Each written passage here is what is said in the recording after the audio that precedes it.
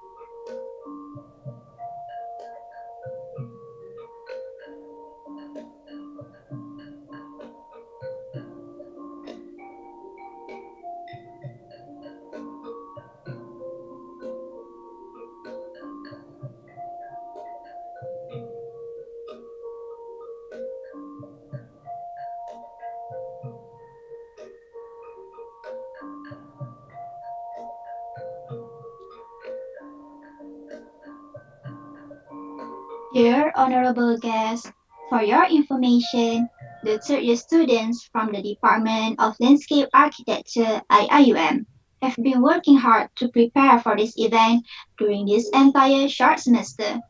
By having this event held, it marks the finale of their studies of heritage and culture for the semester.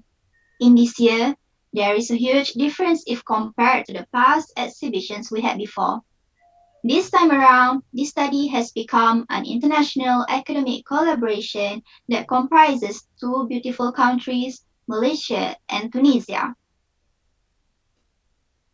Ladies and gentlemen, do not forget to visit our website through the link provided on our mathsymposium.com. You can also visit the website done by our Tunisian counterpart. The link to the website as per put in the chat box. Thank you.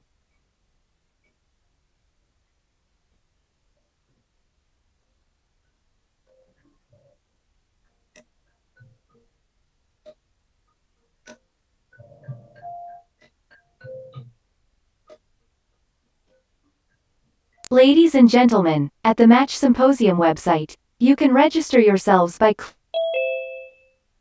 clicking this button. Next, you can visit our works on the three Medinas, including cultural mapping, technical drawing, and 3D visualization. You can also visit the case study done by the Tunisian counterpart on the Malaysia page, which will link you to Georgetown, Malacca, and Johor Bahru websites. After that, on the gallery page, you can enjoy the e-palette, e-manuscript, e-sketchbook, and videos on demand. Next, the virtual exhibition can also be visited using the link given on the virtual exhibition page. In the Contact Us section, you can find the link to our Facebook, Instagram, and YouTube. Last but not least, express your thoughts and feedback on our events, website, and virtual exhibition at the Wall of Appreciation.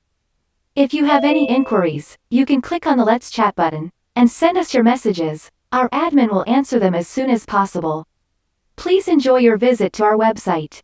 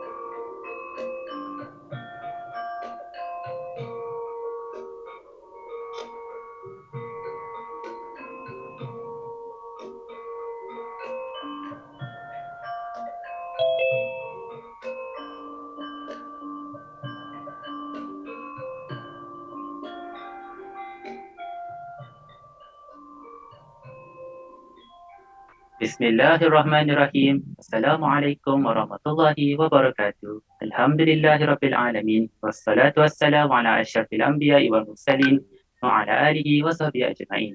Our honorable guest, welcome to Match Symposium 2021 Day 2, the second day of Malaysia-Tunisia Cultural Heritage Study Symposium organized by the student from the Department of Landscape Architecture, College of Architecture, Environmental Design, International Islamic University, Malaysia. Let us introduce ourselves. I am Kamara Syabir Zakaria.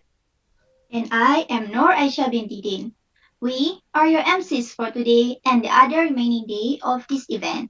It is our pleasure to welcome you to our most awaited ceremony, Match Symposium 2021. We would like to thank everyone here for joining us on this wonderful day. Without further ado, we are honored to greet our respected guests and participants in this symposium on behalf of Department of Landscape Architecture IIUM. First of all, I would like to welcome our IIUM delegates, INAU delegates, EPS delegates, and all audience to our event on this beautiful day. Praise to Allah subhanahu wa ta'ala, our Lord, creator and sustainer of the universe. Peace and blessings upon our Prophet Muhammad sallallahu alaihi wasallam, his family and companions. Ladies and gentlemen, Malaysia-Tunisia Cultural Heritage Symposium is a landscape heritage studies organized by the third-year students of the Department Landscape Architecture to display their findings of the studies they have done in this short semester. The students have been working hard to prepare for this event. By having this event held, it marks the finale of their studies of heritage and culture for the semester.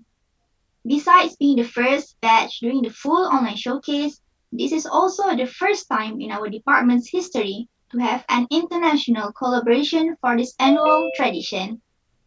This collaboration allows IIUM to create a bond with National School of Architecture and Urbanism from the University of Carthage, Tunisia, and now Polytechnic School of Sousse, Tunisia, EPS, and Heritage Borders of Engagement Network, Engage. This encouraged the students to establish a good connection in exchanging knowledge regarding the heritage and culture of both countries.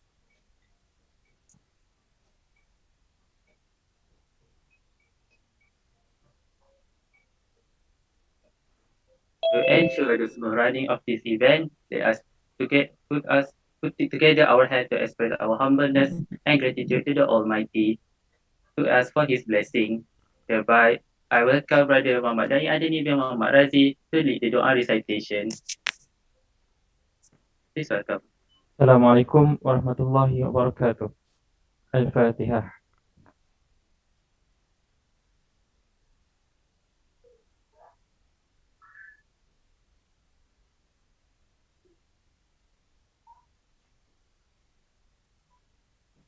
A'udzubillahi minasyaitonirrajim. Bismillahirrahmanirrahim. Alhamdulillahirabbil alamin. Wassalamu ala asyrafil anbiya'i wal mursalin wa ala alihi washabbihi ajma'in. Allahumma antas salam wa minkas salam wa ilaika ya'udus salam. Fahayyina rabbana bis salam.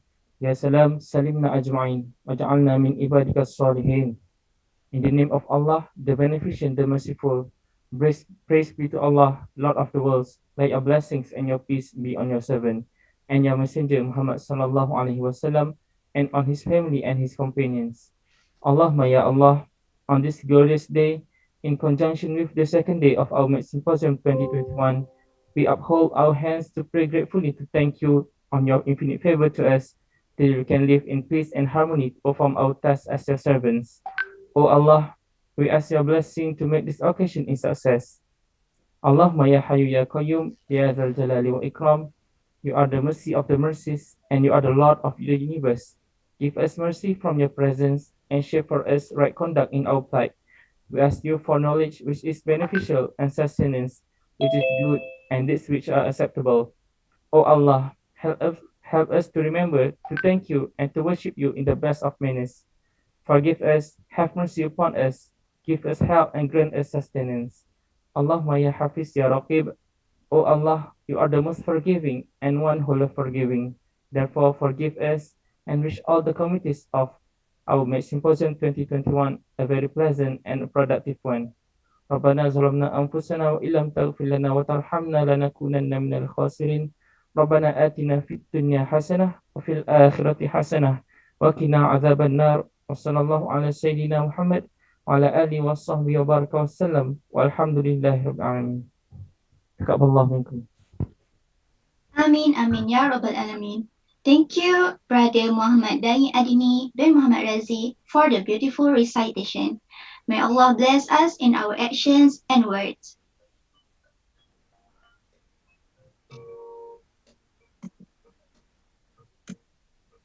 Indah berbalam si awan petang, berarak celah pepohon cemara. Pemanis kalam selamat datang, awal bismillah membuka bicara. Now, let us start with the instruction video prepared by our committee. I hope this will help the audience to give more understanding about the virtual exhibition tour for the sites which are Medina of Tunis, Medina of Kairouan, and Medina of Sousse.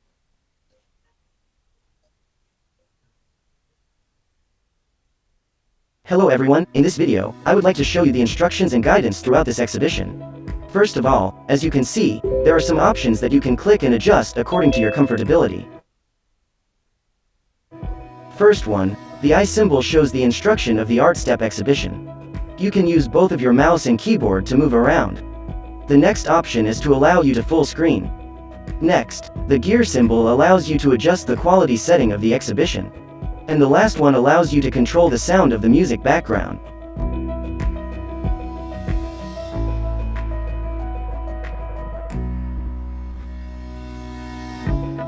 As for the exhibition layout, it consists of 7 zones, which are Lobby, General Zone, which consists of the organization chart, Forwards, Tunisia Detail Background Study, and Sketches. E-Manuscript Zone, which consists of E-Manuscript, E-Palette, Website and Introduction Video. Case Study Zone, which consists of Case Study Slide and Cultural Map for each site.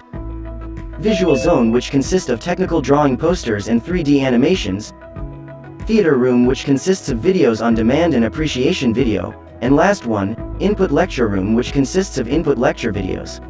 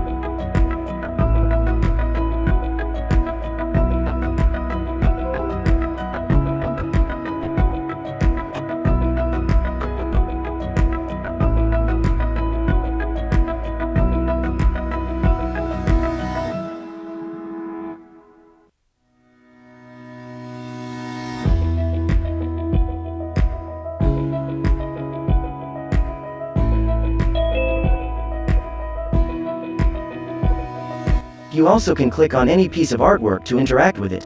You can use the link given to go to the content of the artwork.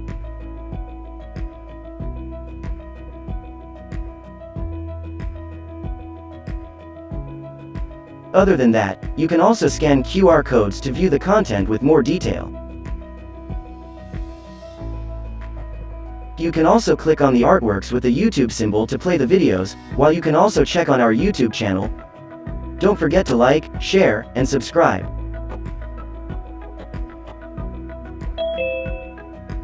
I hope this video will help you to maximize your experience throughout the exhibition. Have fun!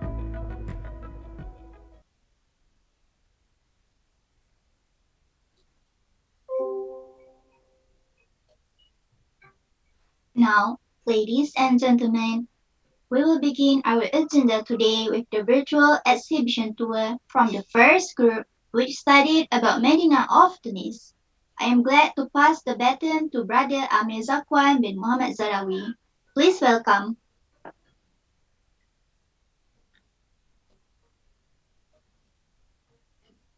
Assalamualaikum and hi. Good afternoon, I wish to all my Malaysian lecturers and to all my fellow friends. And also good morning, I wish to all my Tunisian counterparts. I am Amir Zakwan as a representative group Medina of Tunis. First of all, I would like to thank both of our lovely MCs for giving me a chance to deliver our findings on Medina of Tunis. For me personally, Medina of Tunis is a very beautiful and unique place. In order to make a research of such beautiful place like this is very disappointing to not experiencing a live or on-site environment. Well, because of this pandemic, we need to be very patient and accept all the restrictions made from our country. I really wish I am able to go there, but it's okay. Inshallah, one day it will happen. So yeah, as for our group presentation, we already made a pre-recorded video which contains all of our findings. And after the videos end, we will open a Q&A session for anyone who intended to ask any question. You can also send your questions through the chat box here and also at the Facebook Live chat box for those who viewing our symposium using Facebook. In order to not wasting time, I encourage anyone who want to ask can ask directly at the chat box. As soon as you guys have questions about the some particular topic during the presentation. No need to wait until the video ends, so that after the presentation ends, I will just pick the questions given and let my group members to answer it. So yeah, without further ado, let's roll the video.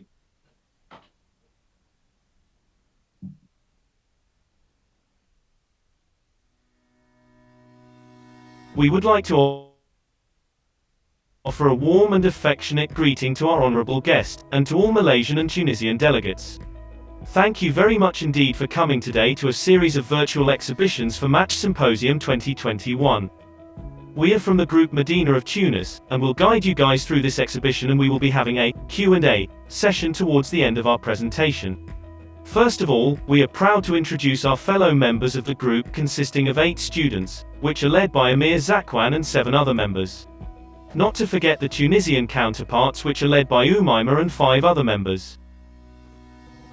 Tunisia, also known as the Republic of Tunisia, is located at the strategic location at the northernmost country in Africa. The history of Tunisia began from the Punic and Roman eras and claimed its independence from France in 1956. The smallest country in North Africa, Tunisia is a vastly underrated country with amazing places and landscapes to discover. Now, let's have a journey into the beautiful Medina. Now, let's begin our exploration through the labyrinth of Medina of Tunis. We will start with our case study of Medina of Tunis. The objective of this case study is to highlight UNESCO criteria, history, natural environment, man-made environment, social and cultural, and economic elements in this ancient town. The exchanges of influences in the field of the arts and architecture over many centuries, along with unique cultural tradition and human settlement that has conserved the integrity of its urban fabric with all its typo-morphological components, have fulfilled the criteria for Medina of Tunis to be gazetted as World Heritage Site under the UNESCO. The history of Medina of Tunis, the heart of the ancient city, starts with the Arab Muslims army that rewalled Tunis to serve as a military base in the 7th century. In the 12th to 16th century, during the Almohad and Hafsids era, Tunis is considered as one of the wealthiest cities in the Islamic world. At the end of the 16th century, the history recorded the fall of Hafsids and continued by Ottoman and Husseinid rules in the 16th to 18th century. French colonization and modernization started in the 19th century, and after the independence of Tunisia in 1956, the exterior gates except a few have been demolished. Next, we will go through the natural environment. The map shows the topography of the Medina, which notably takes an irregular form, partly due to the steep topography of the land. The climate of Tunisia is influenced by the Mediterranean and Saharan climate, affecting the type of soil, softscape and urban layout. Tunisian softscape is one of the richest and most diverse of the southern Mediterranean. But as the Medina of Tunis was used for military purposes, most of the green areas are located outside the walls of Medinas. There are some flora that can be found around the Medina, which are Phoenix dactylifera, Cupressus sempervirens, Bougainvillea glabra, Alia europaea, and Myrtus communis, compacta, and other ornamental plants between the buildings such as Bougainvillea and jasmine. Since Medina of Tunis is located at the center of Tunis, it is very rare to find wildlife habitats. But, there is the existence of some wildlife species in the city with a purpose of transportation, moving goods, wool production, and meat during Eid al-Adha, such as mules, camels and sheep. Pigeons and doves are a kind of birds that have mostly been found in the area of Al-Zaytuna Mosque. Next, we move on to the man-made environment. The land use of Medina of Tunis is divided into several categories. The Hafsha project is a total planning for people which has turned out to be real estate speculation to inherent modernity of traditional architecture. The center part of Medina of Tunis is the active space primarily used externally through state institutions, publicly initiated activities as well as economic and tourist-related activities. This town followed the Islamic city layout, with the Zaytuna Mosque at the center surrounded by souks and residential quarters connected by primary and secondary roads. The town is well defended with a wall surrounding the town with a number of gates. This ancient town is rich with historical places and monuments with different influences from the different dynasties. Zaytuna Mosque has influences from Cordoba and Kairouan and was built on dynasty Aghlabid and Abbasid. The mihrab has a fluted dome and an octagonal tambour with a square base. The cupola over the mihrab niche was the same as the Great Mosque at Kairouan, but the two domes differ in shape. The entrance dome is highly ornate, with alternate courses of ochre stone and red brick. It is also emblematic of the Andalusian influence. The minaret of the Zaytuna Mosque materiality and decorative scheme echo the detailing of the Kasbah minaret. The photos show the influence of Moorish architecture on the minarets. The Torbat El Bey monument is Tunisia's largest and most famous royal mausoleum from Ottoman or Hassanid times, notable for its architecture influenced by Italian style. Dar El Bey, also known as the Government Palace, is an old palace in the Medina of Tunis. Influenced by Andalusian, Ottoman and Italian, built in the 17th century during the reign of the Muradid Bey Hamuda Pasha Bey. Dar Lazram is a palace owned by an aristocratic family of Tunis, descended from a Yemeni tribe. Built by Hamoda Lazram, with the influence from the Andalusian, Ottoman and Italian. Dar al-Jaziri, located in the Tribunal Street, a few meters from Dar Lazram, its style is influenced from Andalusian and Italian. Dar Ben Ankor Palace in the Medina of Tunis. It houses the library of the city of Tunis. It bears the name of a family of Andalusian origin. Lastly, Bab Jedid was inscribed as a UNESCO World Heritage Site in 1979 as part of Medina of Tunis, while Bab el Bar, originally built during the Aghlabid period in the 9th century, rebuilt in the 18th century by French. Next, we continue with the social and cultural Medina of Tunis. Islam is the major religion in Tunisia. Before independence, Islam arrived in Tunisia after came under the rule of Islam during the Umayyad Caliphate, followed by Judaism and Christianity. Nowadays, the only religion that remain in the town is Islam. There are 14 mosques in the Medina of Tunis, including old and new mosques, and Qasar Mosque was inscribed as a UNESCO World Heritage Site in 1979 as part of Medina of Tunis. Apart from the historical monument, Medina of Tunis is also rich with unique culture. From time to time, the town has been a place to celebrate some of their festivals, such as National Day of Traditional Dress and Craft.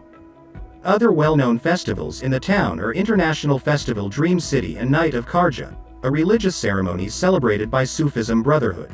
Tunisian Malouf music is often used in the festival using bandir, the traditional musical instrument. Chechia and sefsiri are both traditional accessories that are still being promoted in the souks of the Medina. Some of the traditional clothes are different to each region but share the same influences from the Andalusian and Ottoman era. While the modern clothes are mostly influenced by French after the colonization in 1881. The most highlighted art and craft are probably ceramic and pottery. We can find buildings and palaces being decorated with colorful tiles with unique patterns. The geometric and floral patterns of ceramic tiles were produced by the Kalaline workshop. Kalaline ceramic were typically have a mix of Ottoman and Andalusian inspiration. This picture shows some of the example geometric and floral pattern tiles. Medina of Tunis can be considered as a town rich in street food. Tunisian cuisine majorly influenced by many different styles of cooking, inspired by French, Mediterranean, Middle Eastern and Arabic dishes. Due to Medina's location near to the sea, dishes from the extensive seafood menu are served with local produce. French influence in Tunisia spills over into the diet as many French recipes form part of household mealtimes. Typical Arabic cuisine also plays a role in the cooking. Souks are traditional shopping districts and always be the center of attention for tourists. Types of goods that can be found are textile, books, cosmetics, garments, handicraft and spices. The arrangement of souks around the mosque was part of a traditional planning strategy that focused the development of urban economic centers.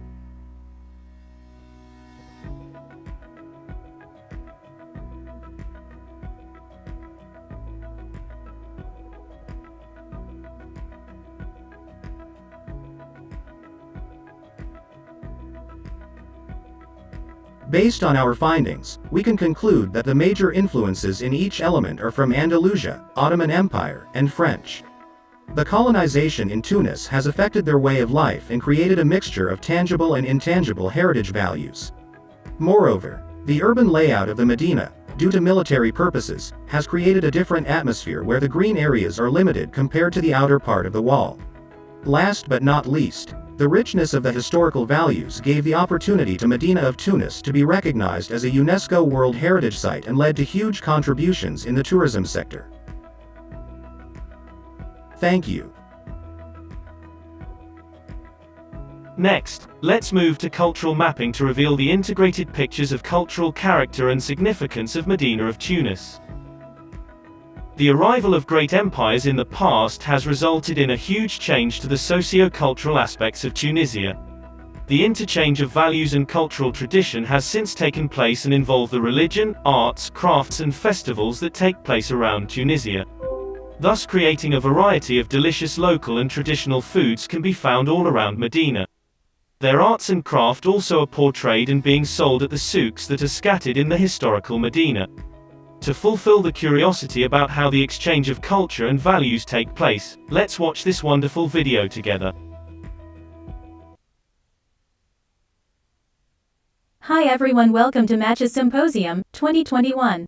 Welcome to the section Cultural Mapping Medina of Tunis.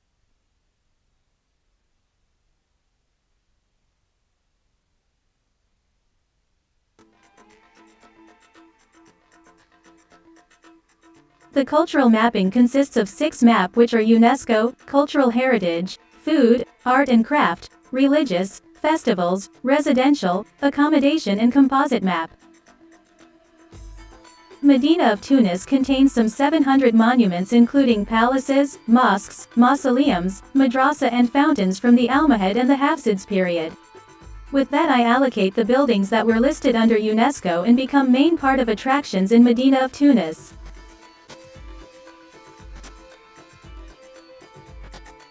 This map portrays the UNESCO World Heritage Sites with its monument and historical landmarks.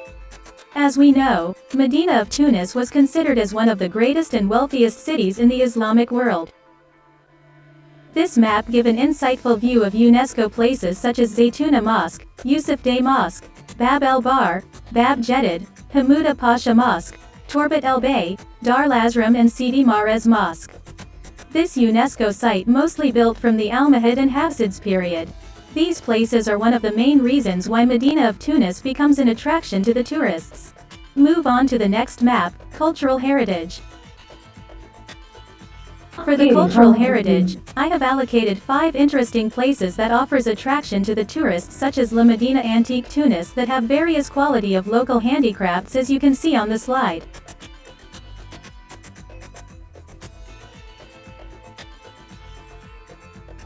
Next, Dar Ben Ankor and Dar el Bay is old palaces in the city. Mausoleum of Muhammad V that used as resting place for royal family and Madrasa es Slimania, once a former madrasa and one of the cultural monuments. These places are also marked as the attractions places in Medina of Tunis that portray some cultural values of Tunisian. Medina of Tunis known as the famous street food which gives the taste of soul of Tunisian cuisine. Art and craft that made by the locals are sells almost everywhere, especially in souks that shows the cultural values of Tunisia. This is the allocation for all art and craft that used to be the economy activities in Medina of Tunis. For the food, the allocation are for the famous restaurants that introduce the traditional cuisine of Tunisia.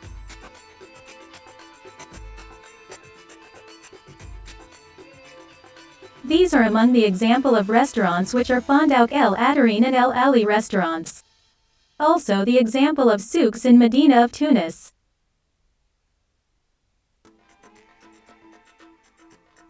Let's talk about religious and festivals that used to be celebrated in Medina of Tunis.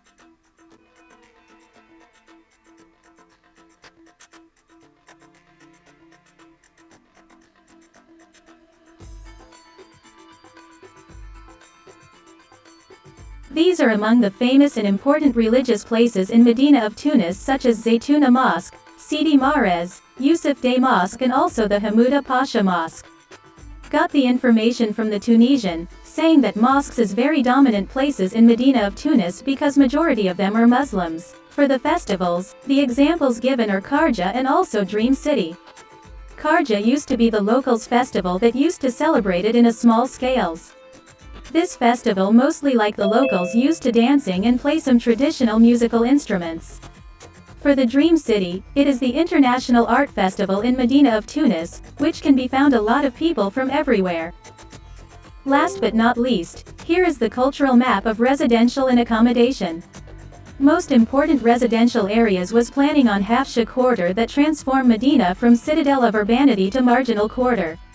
Large parts of the Medina were primarily used externally through state institutions, publicly initiated activities as well as economic and tourist-related activities. This map shows the residential quarter and accommodation OT the Old Town. Most residential areas was planning on Hafsha quarter that transform Medina from citadel of urbanity to marginal quarter. In addition, large parts of Medina were primarily used externally through state institutions, publicly initiated activities as well as economic and tourist-related activities. One of the nestled residential area was Dar Ben Gassam that restored 17th century building. Hotel Victoria, Palais Bayram and Dar Elja are the examples of accommodation for tourists. For the conclusion, here is the composite map to show the overall cultural mapping Medina of Tunis.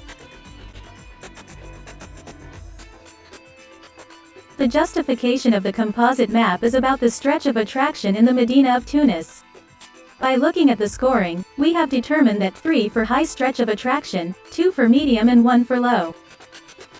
Clearly state in the map that Medina of Tunis can be listed as one of the places that have high stretch of attraction because it consists numbers of heritage elements such as monument that gazette under UNESCO, art and craft, traditional cuisine, souk and commercial area that have attraction locals and tourists. Based on my observation, Medina of Tunis are rich with places that gives attractions to the locals and tourists. This is because many cultural attributes that offers attractions and satisfaction that ease tourists to locate their destination and preferences when traveling. Most attractions are near to the city entrance, Bab Jedid, and most of the attraction places can be reached easily. That's all from Team Cultural Mapping Medina of Tunis. Thank you. Now, I guess we have a clear understanding of the culture of the Old Town in Tunis. Next, let's move on to the technical drawings. For a better understanding of the functional aspect and construction method, we prepared a few drawings including site plan, sectional elevation plan and detailed drawing for 4 selected places which are Saint Croix Church, Zaytuna Mosque, Bab el Bar, and Government Square. Among the elements that we focused on are lighting and ornamental grills. Saint Croix Church can be found in Rue Jamar Ez Zaytuna and situated in the busy souks that take place along the road. Formerly a church, this monument currently houses the office of the municipality. In the Medina of Tunis, most of the windows and doors are installed with ornamental grills that provide both functional and decorative features to the entire personality of a building. The Saint Croix Church of Tunis is located in the Medina of Tunis in Tunisia. It is a Roman Catholic church that was built in 1837 before the establishment of the French Protectorate. Given to the Tunisian government in 1964, it now houses offices of the municipality. It was built without any external religious symbols outside so as to not offend the local population. However, the building quickly faced structural problems, as seen by Armand Deflux, who visited the church in 1861. Construction began and the new building is completed in 1865. The increase in the Christian population makes it necessary to build a bigger place of worship rather than the small chapels that were built for Christian slaves before. This church is one of the oldest inside the Medina. It even gave its name for a while to one of the most emblematic streets of souks, Church Street, currently known as Jamar Zaytuna Street. There are lots of foods, clothes, handicraft products, and many more that are sold along with the souk. It is one of the exciting experiences for people to enjoy while visiting the church. Moving on to Zaytuna Mosque is the oldest mosque in Tunis and was once served as the civic university to the Medina and its neighboring districts and states. Located in the core of the Medina, this mosque is surrounded by a few souks and acts as a landmark through its minaret. As we explore the souks and alleys, a few types of lighting can be found either in the form of lampposts, wall-mounted lamps or even hanging lanterns. The wall-mounted lamps found are basically made of brass for its exterior casing and also equipped with clear seeded glass panels. The Zaytuna Mosque or Olive Tree Mosque was initially built in 732 CE on the ruins of an old Roman basilica in the Medina of Tunis, Tunisia. Though the original structure no longer exists, literary sources attribute its construction to builder Hassan ibn Nu'man. A century after its construction, the mosque was completely rebuilt by Aghlabid Amir Abu Ibrahim Ahmed. To emulate another of his large building projects, the Great Mosque at Kairouan. The mosque is located near the center of Tunis, in the middle of the 4-kilometer wide spit of land that separates the city's two major water bodies, Sabkat el Sijoumi to the west and the Lake of Tunis to the east. The mosque is central to the larger Zaytuna complex, which also includes the Zaytuna University and adjacent souks. The arrangement of souks around the mosque was part of a traditional planning strategy that focused the development of urban economic centers near to significant religious institutions. This organization has persisted, as even today the entire western wall of the mosque complex is bounded by small cellular shops. The northern edge of the complex is bounded by Souk at-Tarin, which runs parallel to Rue de la Kasbah, a major thoroughfare through the Medina of Tunis. Several other significant historic mosques are located within a 1-kilometer radius of the Zaytuna Mosque, including the Muradid Mosque of Hammouda Pasha. On the east side of the Medina, Bab el-Bar was among the surviving city gates left alongside Bab Jadid, Bab al-Qadra and Bab Sardan. The stone Bab el-Bar is made up of a lowered archway and topped by a crenellated parapet.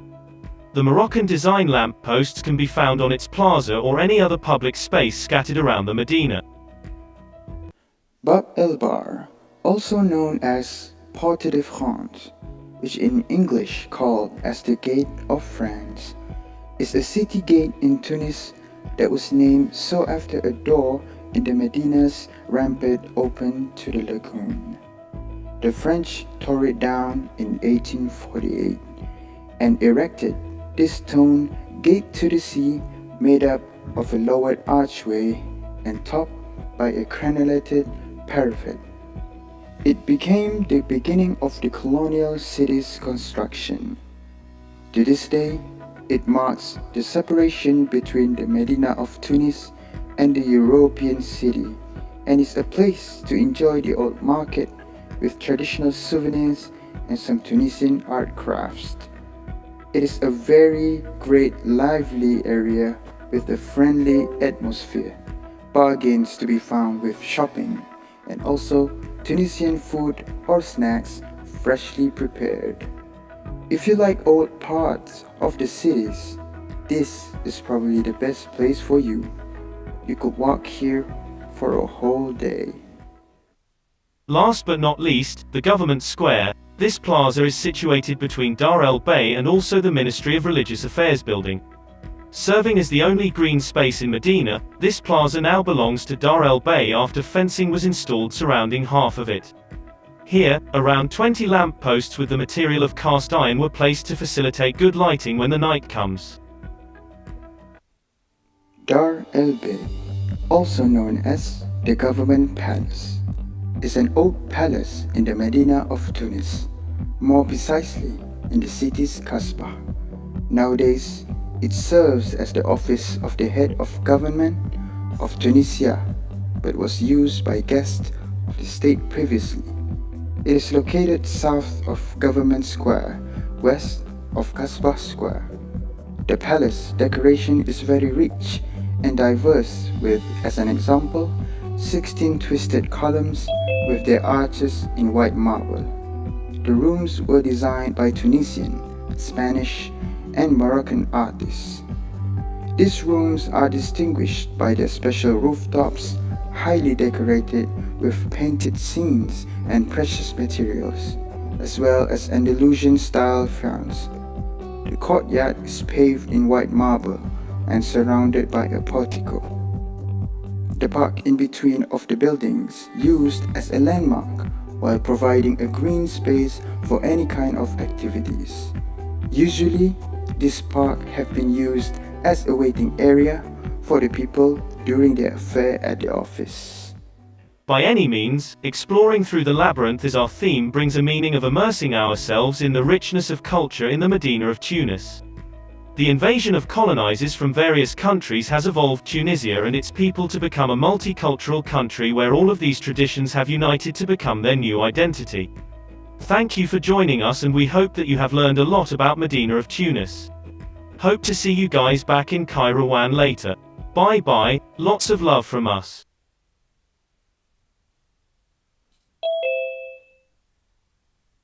Okay, that's all for our pre-recorded video. I hope this video presentation will at least show you a little bit picture of the Medina of Tunis uniqueness, and I really hope that you guys can gain something out of it.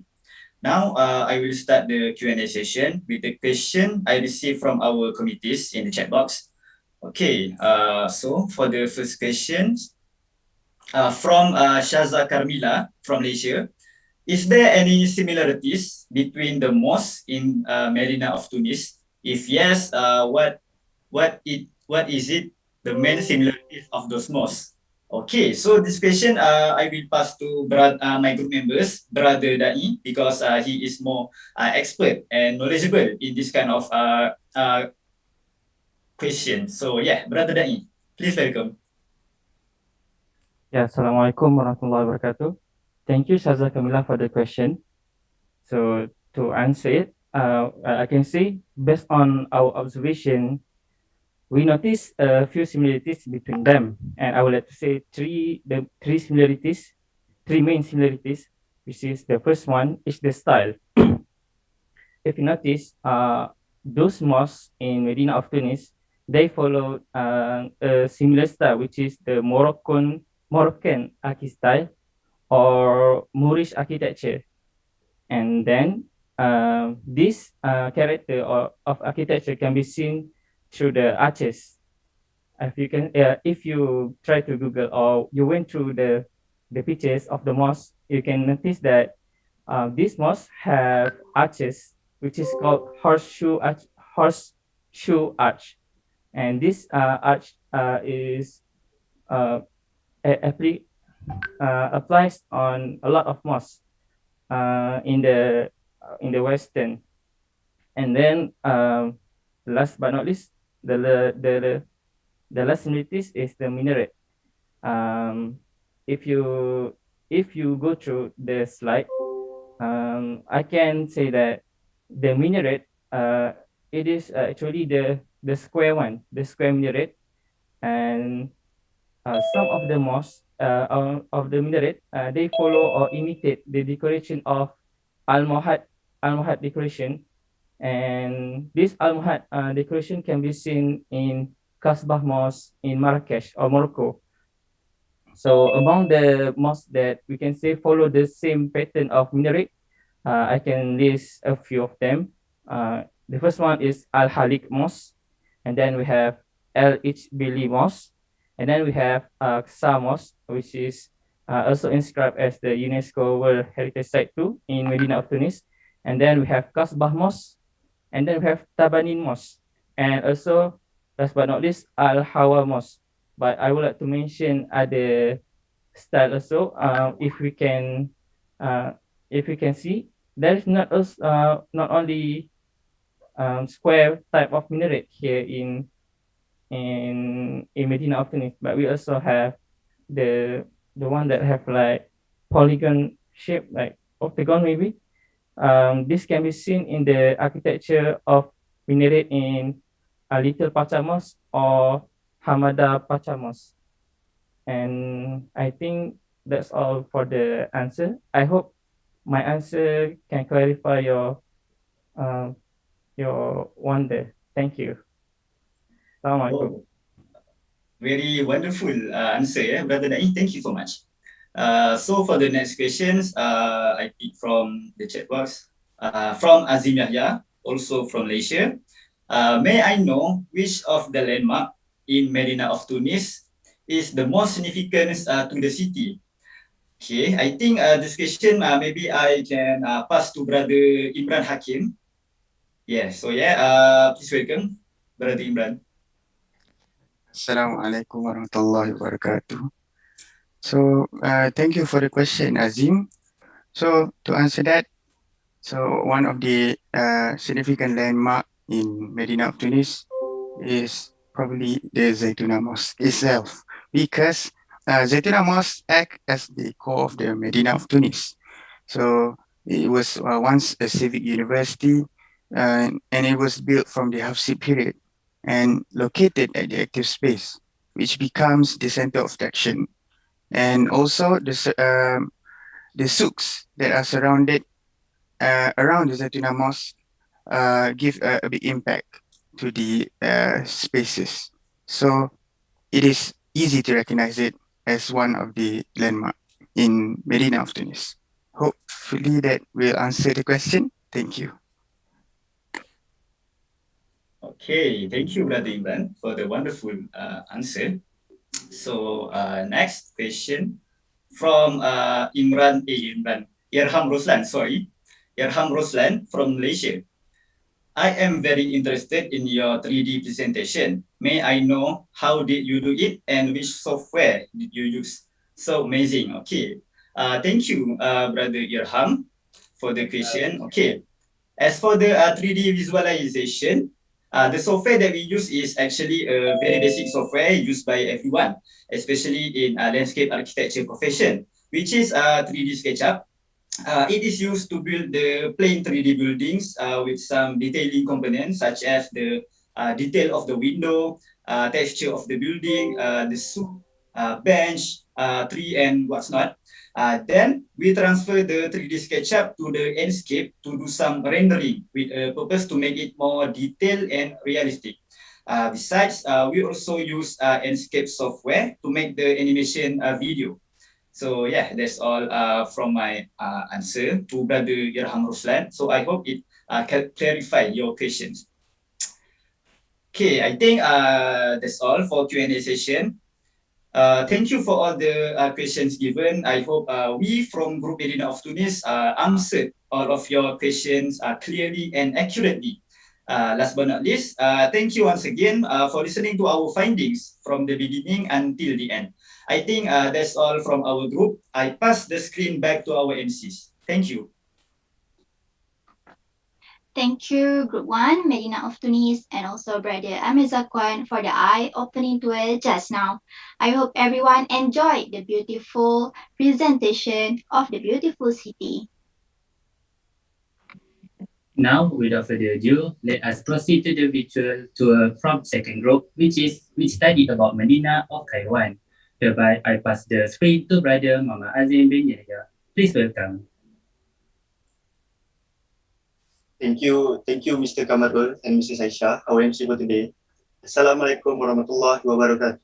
A very good afternoon from Malaysia, and not to forget, good morning to our Tunisian friends. We would like to offer a warm and affectionate greeting to our honorable guests and to all Malaysian and Tunisian delegates.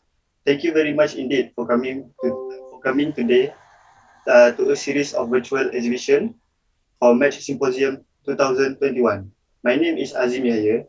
I am a representative from Medina of Kairouan's group. Our group also, we have prepared a walkthrough video on the Medina of Kairouan, and after the video ended, we will open a Q&A session. You can write your question through the chat box, and as for the audience from the Facebook Live, you can write your question in the Facebook chat box, and our admin will pass it to us in the Zoom. It is also the same for audience from the YouTube Live. In order to not wasting time, I encourage everyone to have a question to ask directly at the chat box. If you guys have a question during the presentation, so that we have so that after the presentation ended and I will pick the question given and I will let my group member answer it. Okay, now let's sit back and I hope everyone will enjoy the video that have been prepared by our group. Let's roll the video. We are from the group Medina of Kairouan, and will guide you through this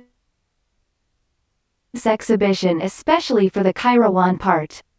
First of all, we are proud to introduce our fellow members of the group consisting of 7 students, which led by Muhammad Azim and 6 others member which area Danish, Afiq, Sayazwin, Adawiya, Aliyah, Amira and Sayahada, and not to forget the Tunisian counterparts which are Ahmed, Miriam, Nora, Amira, Gada and Sirine. First, we will move to the first section of our exhibition to explore more about the Medina of Kairouan. It is an important topic before we explore more detail about the site. We will start this exploration with the case study of Medina of Kairouan. This case study covered many aspects such as the UNESCO criteria, which is the important information for our landscape heritage subject. We also covered the history of Medina of Kairouan, their natural environment together with the man-made environment. We also covered the social and cultural, the economic, and we made the cross-analysis of each component at the end of this case study. So there are 5 UNESCO criteria listed under the heritage site of Kairouan. First, represent a creative masterpiece. The Great Mosque of Kairouan is a universal architectural masterpiece which became an example to later Maghrebian mosques. Second, exhibit an interchange of human values on developments of monumental arts. Kairouan contains monuments which served as a model for other Maghreban mosques, particularly its decorative motives. Third, evidence of a civilization. With the numerous archaeological vestiges, Kairouan bears exceptional witness to the civilization of the first centuries of the Hijra in Ifriqiya. Fourth, example of a traditional human settlement and human interaction with the environment. The Medina of Kairouan has preserved its network of winding streets and historical monuments, and adapted to the environment. Fifth, associated with belief system. Kairouan is one of the holy cities and spiritual capitals of Islam and contain prestigious mosque and Islamic monuments. Kairouan was located in the center-west of Tunisia and it is about 160 kilometers south of the capital city of Tunis. Kairouan history began in the Arab Umayyad era in 670 CE. Let's go through one by one era to have a bigger picture of the Kairouan until they become an independent country. In 670 CE, Kairouan was founded when the Arab Umayyad general Uqba ibn Nafi selected a site as a base for military operations. Then, 688 CE, Berbers captured Kairouan, by which time it was a developed city with luxuriant gardens and olive groves. Ibrahim ibn al-Aghlab recaptured Kairouan at the end of the 8th century and he built a mosque and university.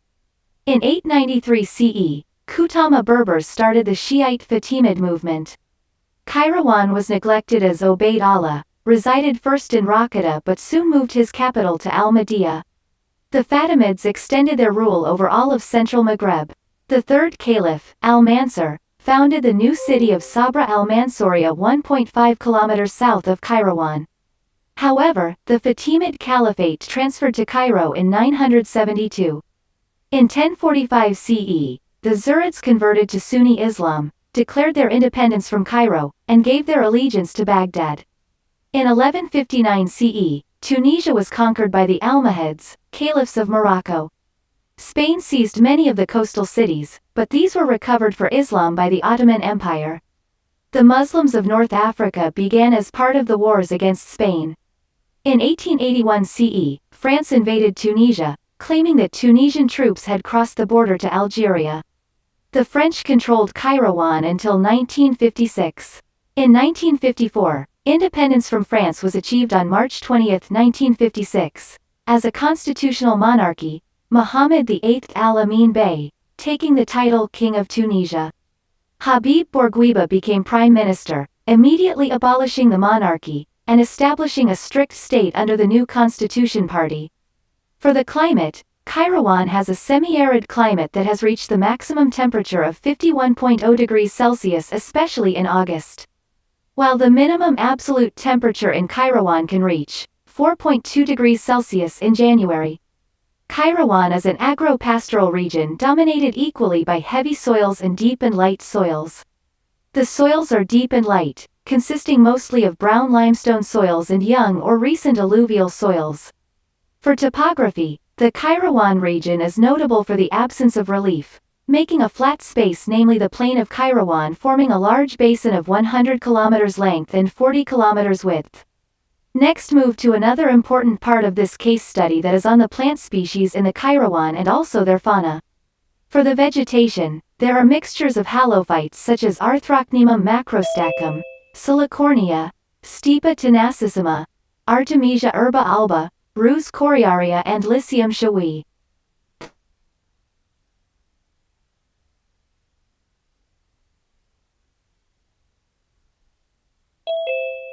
Groves, overgrazing and hunting.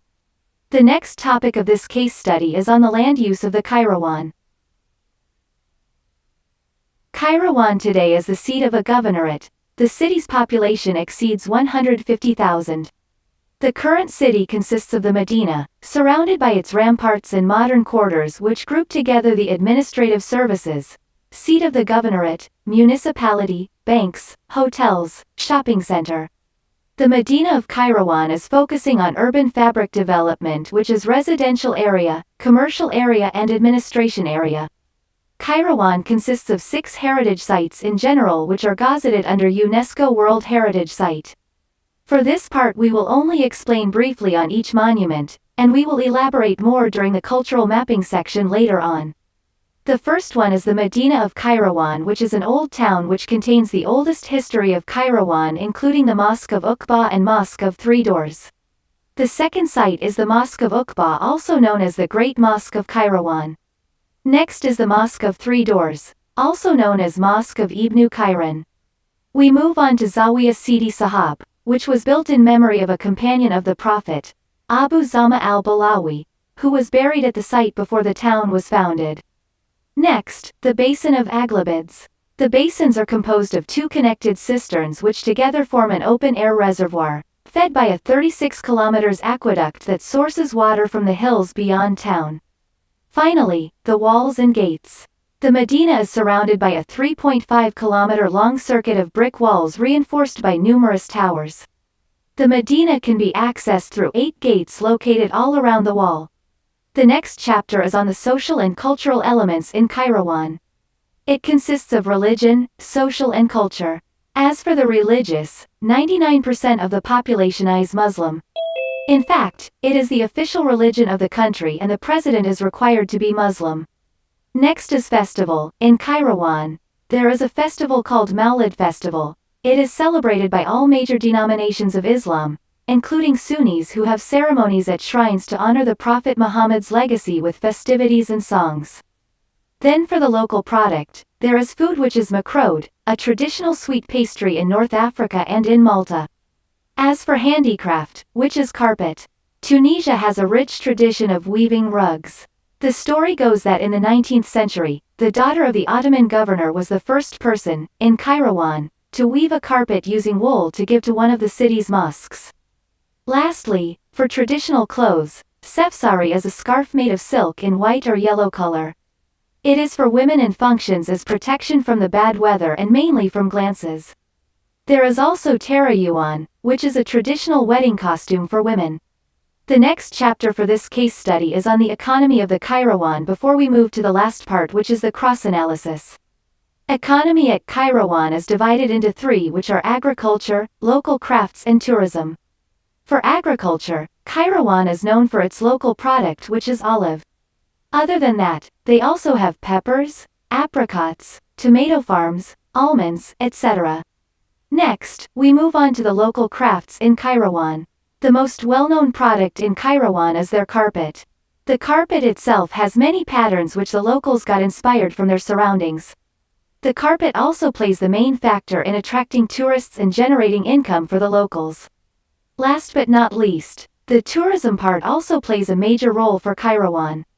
Overall, tourists came to Kairouan for its remarkable monuments such as the Great Mosque of Kairouan, Mosque of the Three Doors, Zawa of Sidi Abed, etc. For the last chapter for this case study, we cross-analyze the information and data between the components, and reason with how the information and events affect each other.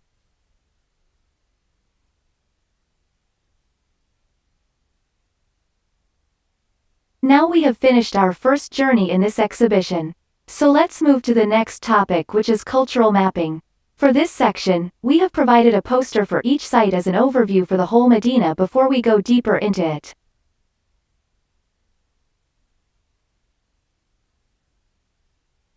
Basically, there are 8 elements in this cultural mapping which are monuments that are gazetted under UNESCO, the cultural heritage landmarks, food, art and crafts, festival, accommodation, religious and lastly is the residential for each Medina.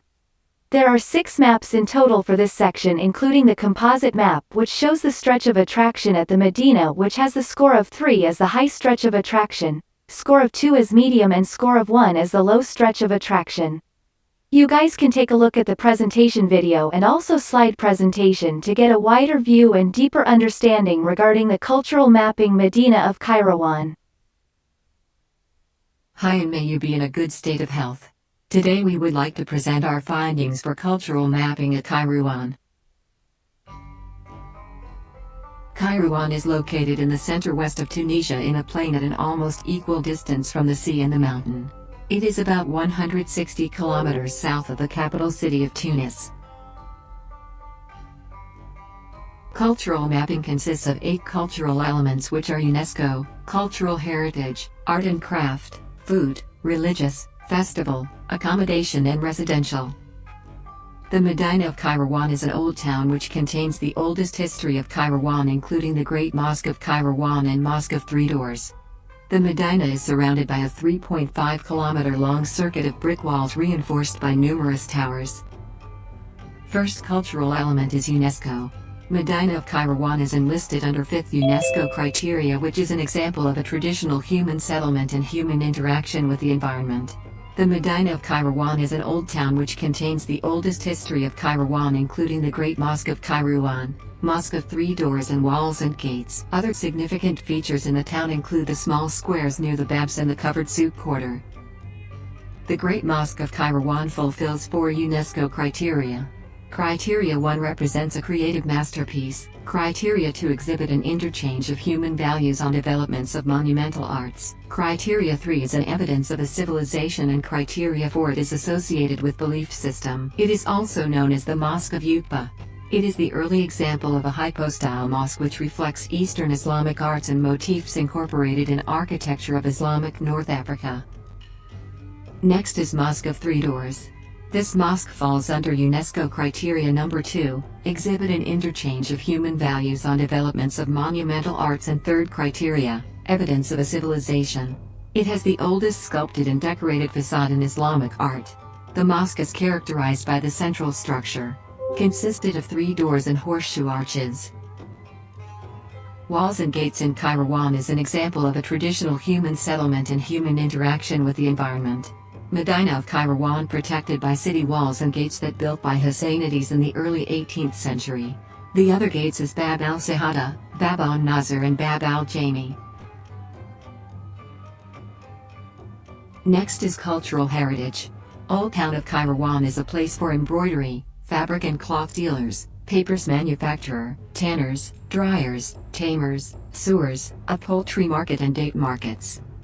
The Medina of Kairouan is entered through the main gate, lined with souvenir and carpet shops, leads directly to the Tunis Gate, the only original still existing gate of the old city wall. Whole busloads of tourists create a carnival atmosphere in the main streets of the Kairouan Medina, but it is also worth exploring the small alleys and hidden shops of the Medina.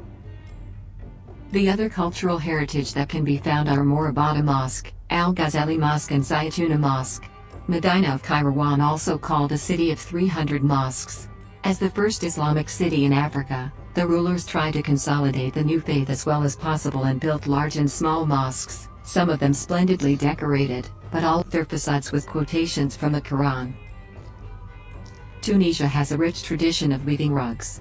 The story goes that in the 19th century, the daughter of the Ottoman governor was the first person in Kairouan to weave a carpet using wool to give to one of the city's mosques. The tradition continued, making Kairouan the capital of carpets in Tunisia. The city of Kairouan is renowned for the craftsmanship. Main branches of copper crafts are boiler making, brassware, tinning and the use of red metal in the manufacture of jewelry. Mikraoud, traditional food, has its origins in Tunisia, but it can also be found in neighboring countries such as Algeria and Libya. For food, Medina of Kairouan is famous for mikraoud, a traditional sweet pastry. The mikraoud contains different varieties of bread. The honey donut are only revealing examples of the richness of this Kairouan cuisine. Mikraoud pastry filled with date paste and soaked in honey or sugar syrup. It is a pastry made for the holidays. The Medina is also filled with cafes, bakeries and pastry shops. For art and craft, the city of Kairouan is renowned for the craftsmanship of copper and for the know-how of its craftsmen whose emulation has contributed to the revitalization of creativity in order to meet the requirements of modernity, while respecting the authenticity of the heritage. Many traditional souks at the city are specialized by branch of activity: wool souk, weavers, leather, carvers, carpet souk where rugs are still sold at auction. The most developed craft activity is the carpet. It employs an essentially female workforce. Kairouan carpets are famous all over the world. Tunisia is an almost entirely Muslim country, with 99% of the population practicing the religion. It is the official religion of the country. There are also small populations of Christians, Jews, and Baha'i, a religion from Egypt. Mawlid is celebrated by all major denominations of Islam, including Sunnis, to honor the Prophet Muhammad's legacy with festivities and songs. It is some of the largest ceremonies in Tunisia, drawing about 1 million visitors from around the country. For religious, Medina of Kairouan is dominated by the Muslim. There are significant mosques that can be found in the Medina. Among them are the Great Mosque of Kairouan, Amorabada Mosque, Al-Ghazali Mosque, Sidi Al-Ansari Mosque and Zayatuna Mosque. The locals there celebrated the Mawlid festival annually based on Islamic calendar. The city hosts each year the official ceremony of Mawlid, anniversary of the birth of the Prophet, which is held at the Great Mosque and at the Mausoleum of Sidi Sahib, companion of the Prophet. On this occasion, the city drains a considerable crowd of Tunisian and foreign visitors.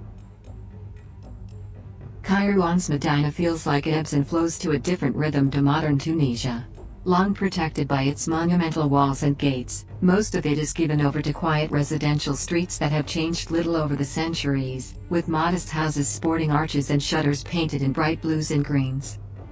Particularly atmospheric pockets include the small squares near the gates and the covered souk quarter just north of the main north-south pedestrian thoroughfare. The town becomes eerily deserted during Friday afternoon prayers. Sundays and evenings are also very quiet. For the residential, the city's population exceeds 150,000 and consists of the Medina, surrounded with the historical buildings and modern quarters which combine the administrative service seat of the governorate, municipality, banks, hotels and shopping center. Apart from that, the Medina also consists of accommodation such as Manama Hotel, Splendid Hotel, Darlani Hotel, Dar Hassin Alani Hotel, Sabra Hotel and La Casbah Hotel.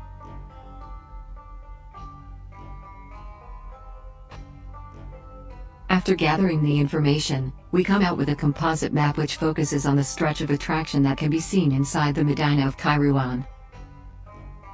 What is considered as a high stretch of attraction is the place that consists of heritage elements such as monuments that are gazetted under UNESCO, art and craft, traditional cuisine, souk and commercial areas that are much more attractive and active. Medium stretch is the area which is equipped with user needs such as restaurants, administration area and accommodation area.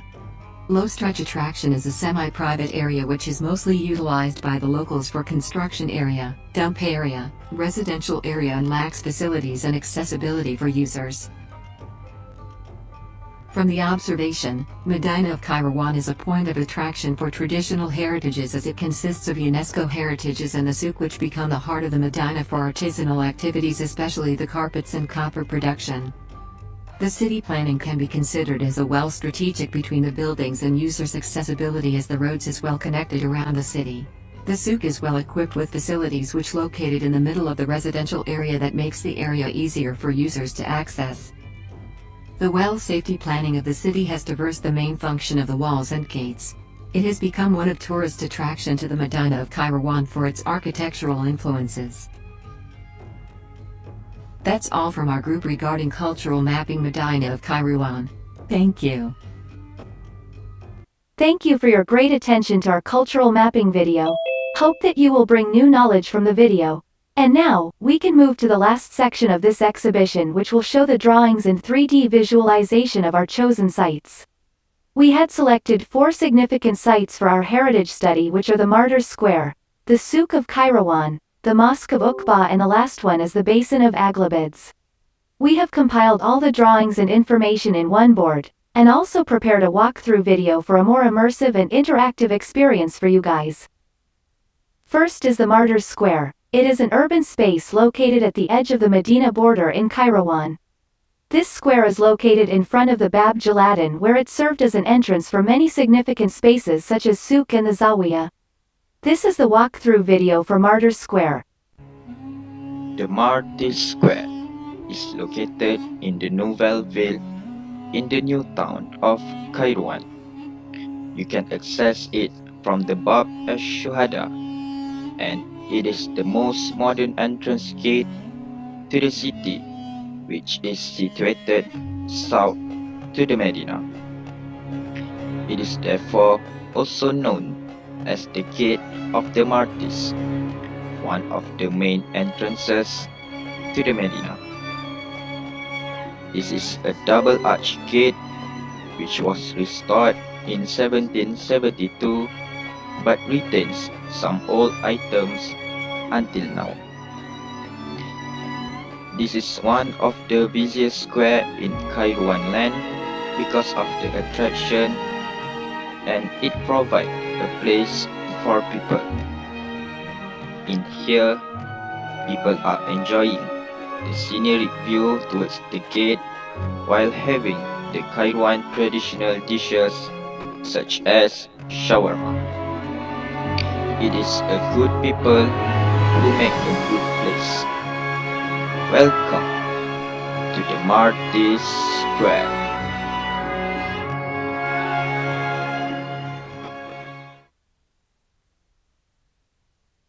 Moving on to the second site, the Souk of Kairouan is a commercial center located in the Medina of Kairouan. The so-called downtown of Tunisia is filled with vendors and small shops selling local specialty foods, craft arts, jewelry, house necessities and many more. Now enjoy the atmosphere of the souk through the video. Welcome to Souk, with countless vendors selling everything from sweets to silver. This is the open-air street market in the central feature of the Medina of Kairouan. It is the one place that you must visit if you have limited time here. This place is packed with small shops that are selling small items that are really filled with bright colors. It is a joyful place and very happy. The shopkeepers are really helpful. They do understand a little English, even they prefer to talk in French. You will also find small cafes where you can rest and have tea or coffee. Excellent for Christmas shopping. The prices depends on the status of the dinar. Shops close at 6 p.m. Our third site is the Mosque of Uqba, also known as the Great Mosque of Kairouan. These days, the Mosque of Uqba has become the center for religious activities and events such as the Mawlid celebration, which was held at the plaza. Around this prestigious landmark, there are a lot of commercial activities to be found, ranging from local crafts to cafes and restaurants. As usual, here is the video. The Great Mosque of Kairouan also known as the Mosque of Uqba, situated in the UNESCO World Heritage Town of Kairouan. It is one of the most impressive and largest Islamic monument in North Africa. It is one of the oldest places of worship in the Islamic world and is a model for all later mosques in the Maghreb. This is the plaza located at the front of Mosque of Uqba. This plaza will be full of thousands of people from all over Tunisia during the Maulid holiday. Maulid is celebrated by all major denominations of Islam, including Sunnis, to honor the Prophet Muhammad's legacy with festivities and songs. The ceremony took place between 2nd until 11 November in the central city of Kairouan, drawing about 1 million visitors from around the country. Kairouan is an important religious destination in Tunisia, boasting one of the oldest mosques in the world. The last board is the Basin of Aghlabids, the reservoir and public park of Kairouan. Basin of Aghlabids is a grand hydraulic structure that has provided water for townspeople since the Middle Ages and now serves as a public park. Please enjoy the walkthrough of the Basin of Aghlabid. The ancient town of Kairouan is located within a semi-arid region without any nearby rivers or natural water sources. Water supply and storage has been a problem for more than 1,000 years. The solution took the form of majestic Aghlabid basins, a huge and highly advanced work of engineering during the Middle Age. It is a special device to collect water in the desert. The reservoir is divided into two pools. The small pool is used to collect rainwater, and the large pool is used to impurities clean water. Today, if you are in Kairouan, you can visit the now completely excavated basin. The area has been established for visitors, but the water is still not recommended for drinking. It is really imaginative and worth visiting place.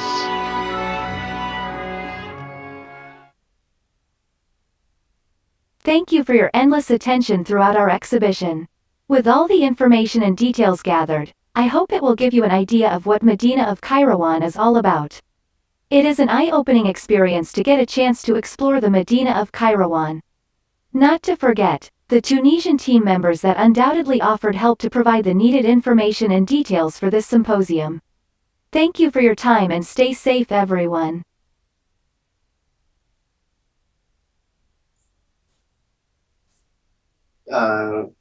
Thank you again for giving your full attention to the video presentation just now. And I hope everyone enjoyed the video that been played just now. Now we will start the Q&A session. And let me remind again to the audience from the Facebook Live, you guys can write your question in the Facebook chat box, as well as for the YouTube Live. And our admin will pass the question to us. Now, for the question asked, I will appoint my group members who are winning the topic of the question. For for the question in the chat box, from the first question from Ainul Afifa, high grade presentation. Thank you. I would like to ask, is the Aghlabin basin has its significant function? If yes, you can explain to us. Okay. For this question, I will pass to my friend, Brother Shazwan. He will answer the question, your question. Brother Shazwan, I pass the screen to you. Right, Assalamualaikum, and thank you, Afifa, for the question. So, Basin Aglabit is actually located in the center of Medina of Kairouan, and then it is no river or water sources nearby. So, during that time, um, is I would say it is a special device for them to collect rainwater. And as you guys can see in the 3D visualization just now, there's two poles. The big one is used to impurities the rainwater, and the small pole is used to collect rainwater. And then today, the place is used for public spaces, and the water um, is not recommended for people to use it. I think it will answer your question. Thank you. Thank you, Brother Shazwan, for your answer. Let's move on to the second question, which is from our friend in the group one, Brother Dai. Okay, hello guys. I'd like to ask, is there any special characteristic that differ Kaiwan from the other Medina? Okay, for this question, I think my friend Afiq Rahim, he is the expert. He is more expert in this topic.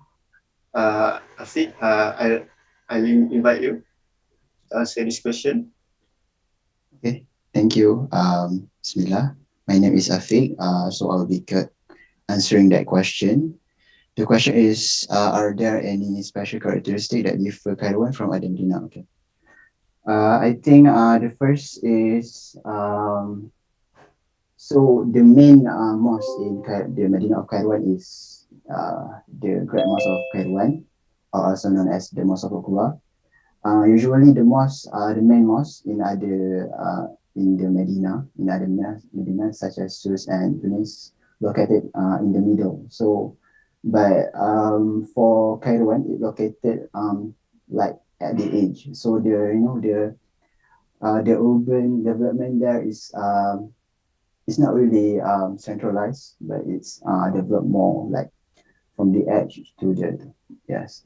And that another thing for the current days, I think that what differ the Medina of Kairouan with the others is the existence of the walls, the ramparts of Medina of Kairouan. That I see that most of the walls in Tunis and Sus are mostly are not here currently.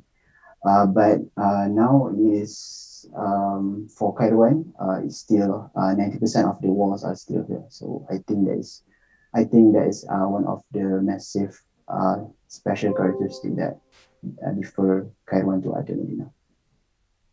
Thank you. I hope that answer your question. Okay, thank you, Afiq, for the great answer just now. Okay, the third question from our MC, Nur Aisha. Okay, she asked, the wall and the gate surrounding the Taiwan was built to protect the town from any harm since long ago.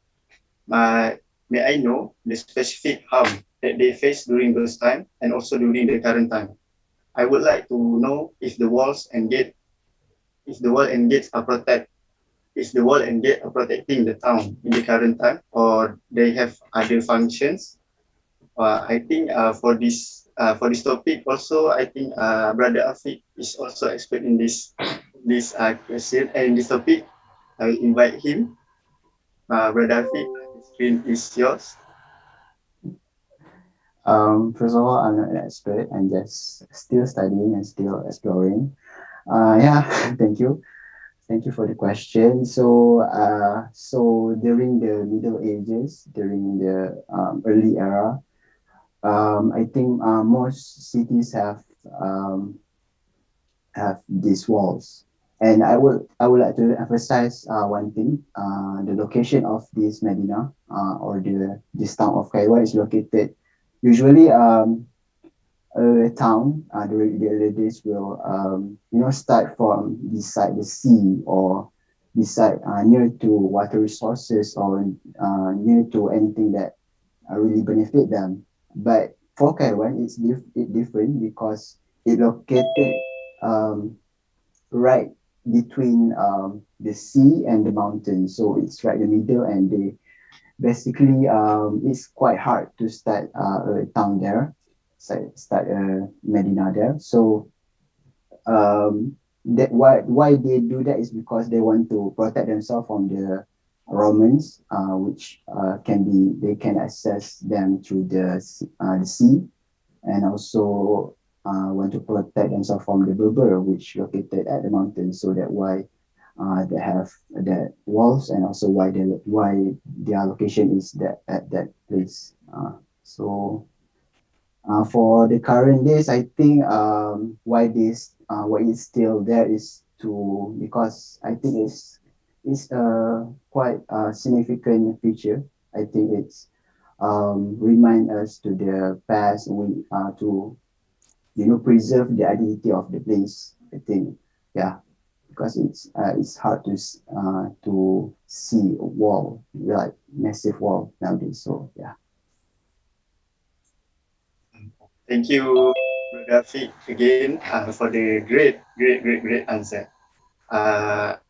In our group, he's the I call him expert because the topic he's studying about it. I'm sorry that there is not the right term for the to use. Okay. I hope. Wait. Okay. I think that's all the question. I hope that our answer have answered all of the question. Thanks again for your attention. And now I'll pass the screen back to the Mr. MC. The screen is yours, Mr. MC. Thank you, Group to Medina of Kairouan, for the fascinating tour just now. What a wonderful city we saw. Ladies and gentlemen, it has been a long day, but wait for the last virtual exhibition segment. And I am sure everyone here cannot wait any longer for the next section. So may I welcome Brother Ahmad Baihaki bin Mazlan to share the findings on the third site, Medina of Sus. Please welcome. Hello, thank you to both of our MC, Aisha and Kamarul, and Assalamualaikum. Good morning to the Tunisian and good afternoon to the Malaysian. First of all, my name is Ahmad Bahaki, the representative of Medina of Sus. We would like to give our gratitude for participating in our event and also wait until our part. Also, thanks to our lecturer and students, either from Malaysian or Tunisian counterpart. Without you guys, we would never have gotten this far. Lucky for us, we can't visit Medina of Sus due to the pandemic issues. What makes it even sadder is when we were doing the research and findings, we were like, oh no, it's such a shame that we can't visit the country. It's all because it is such a beautiful and historic country. Also, and our goal today is to help you understand and gain information about the value of the culture and heritage in the Medina of Sus. We also want you guys to understand how we feel about the Medina.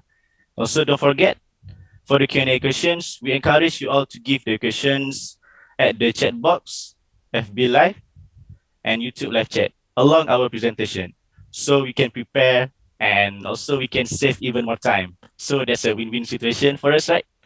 Okay, now it's time to see the highlight of the day, the virtual exhibition. Turn on the screen.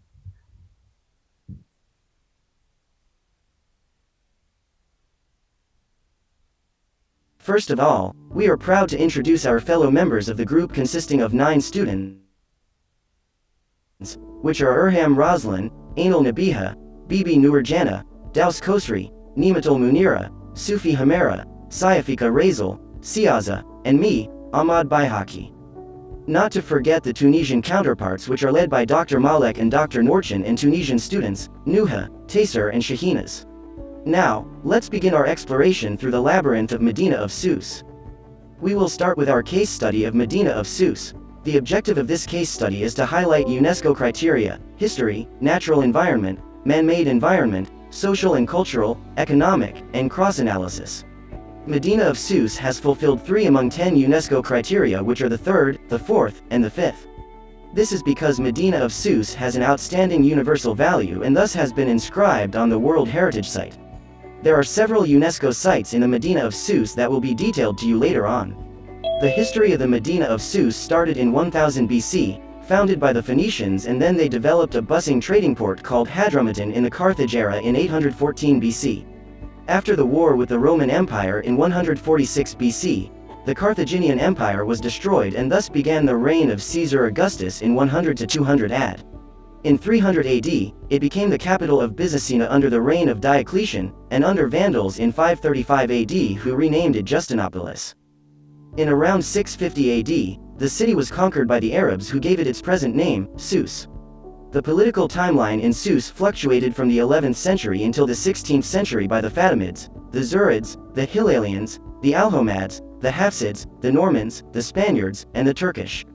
Sus finally reached its independence along with Tunisia after World War II against French colonialism. The diagram represents the tourism activities according to the best score. The most popular locations are Ribat of Sus, Great Mosque of Sus, Dar Esid Museum, and Sus Ar. The city of Sus can be considered the capital of the Tunisian Sahel, covered with beautiful trees, spices, olive trees, figs, carob trees, and a lot more. Sefsiri is a women's dress worn by the Susian. The way they wear sefsiri is by unfolding their bodies from head to ankle to prevent man gaze. On their feet, usually women wore wooden shoes at home known as kobkabs. While in the street, they used chebreas, sort of patent leather moccasins. Besides, they are also popular with their crafts of olive wood trees, which are crafted by skilled craftsmen. Popular crafts are kitchen utensils, figurines, souvenirs, and decorations. The most common thing that you will find at the souks are carpets. Each of the patterns have its own motives and symbolism. The most common patterns are diamond, mountain, and camel. The diamond pattern represents women and 2 diamonds mean man and woman, while the camel symbolizes strength and endurance. Finally, mountains represent hardship that must be climbed over and overcome. For the food, the most popular food in Medina of Sus consists of brique, Tunisian couscous, salad mashouya, and tagine. Sus have several of unique festivals. One of it is traditional Tunisian wedding, 7 days and 7 nights to get married. Every day there's a special occasion that may concern the bride, the groom, or both of them. Another festival is the Ausu Carnival, that traditionally is a parade made up of folk troops, brass bands and rolling structures, giant puppets, dancers, and generally accompanied by a fireworks show during the night of July 25th, the day of the Festival of the Republic. The diversity of Tunisian culture and history is celebrated at the International Festival of Sus. This popular summer event in Tunisia designed to celebrate the cultural diversity of the world and will be held in Sus, such as local musical performances on stage, huge carnivals, and many more from the 14th of July to the 18th of August.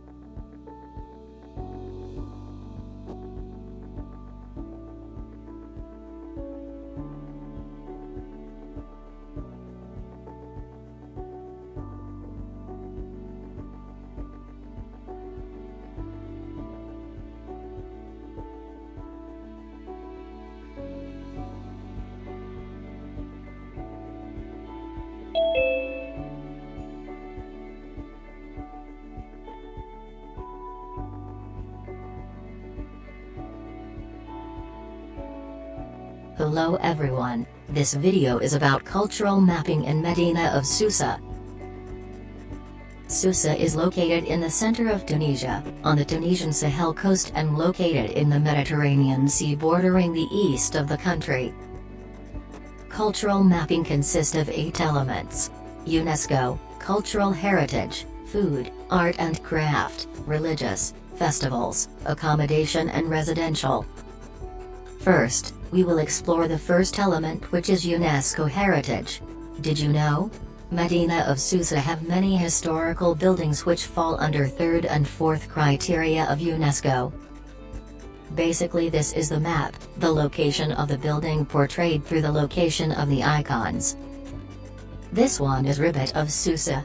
This building fulfilled 2 criteria of UNESCO, which is the 3rd and 4th. This beautiful building inspired by the Abbasid style. Second one is Casbah. This watcher tower fulfilled the third criterion of UNESCO. With its 30 meters high, visitors can take a good view of the Medina. It also has collection of Roman mosaics and Punic steles. Next one is Great Mosque of Susa.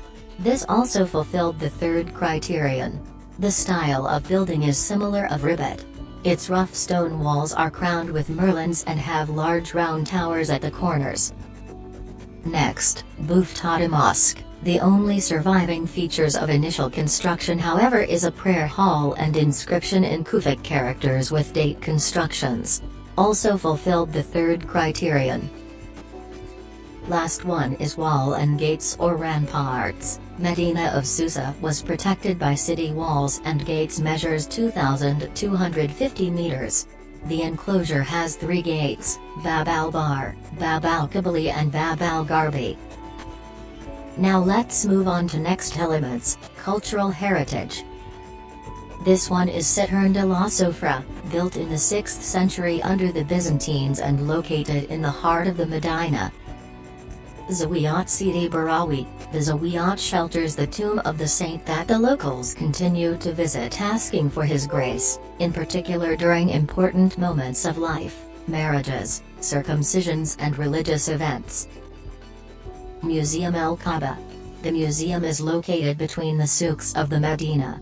Exhibits simulations of scenes from daily life in the Susa region, traditional weddings, preparation of couscous, tools and adornments. Next one is Dar Azid Museum. Richly decorated period rooms with meticulously preserved furniture and items, and the tourist can also see the cityscape of Susa from the rooftop. Darakara Museum. The building currently houses the offices of the Association for the Protection of the Medina of Susa. Susa Archaeological Museum. Showing exquisite mosaic images and products. Did you guys know? The Medina of Susa is really famous for its traditional food and local art crafts. As you guys can see, the map showed that the food, art and craft accumulated at the center of Medina and the entrance of the Medina, Bab Bar. The popular woven handmade craft can be found most in Medina of Susa market, are carpets and rugs. The motifs and pattern have their own symbolic. The rug are hand-woven by women without set any design or pattern in mind, make each rug and carpet unique and shows the expression of the weaver's own stories. Next is olive wood craft and souvenirs, can be found in the souks of Medina. Based on the map, the color coding of the road show 3 souks, which is 2 traditional souks, red and blue. The new souks is the yellow-colored road. Next we will explore about religious and festivals. For your information, the religious area are focused on the central area of the Medina. 3 of the mosques are historical buildings.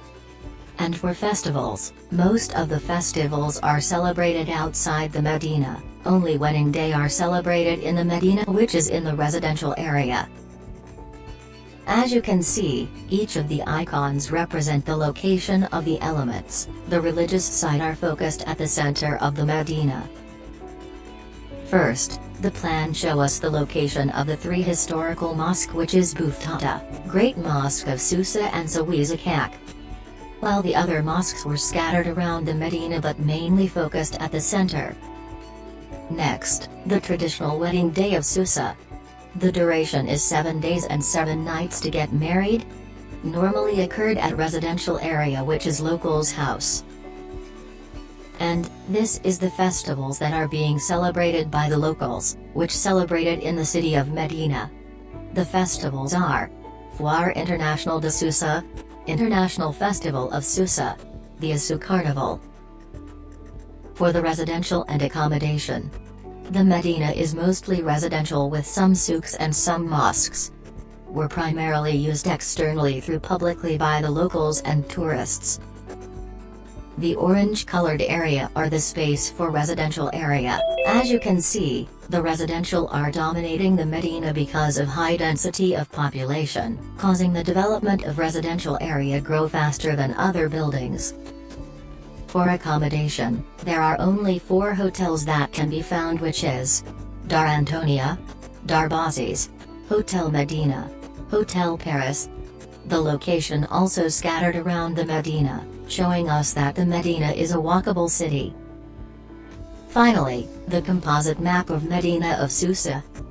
The color represent the value of the area. According to the color, the dark green is high density and attraction, the normal green showed that the value is normal, and the lightest represent the low density of attraction.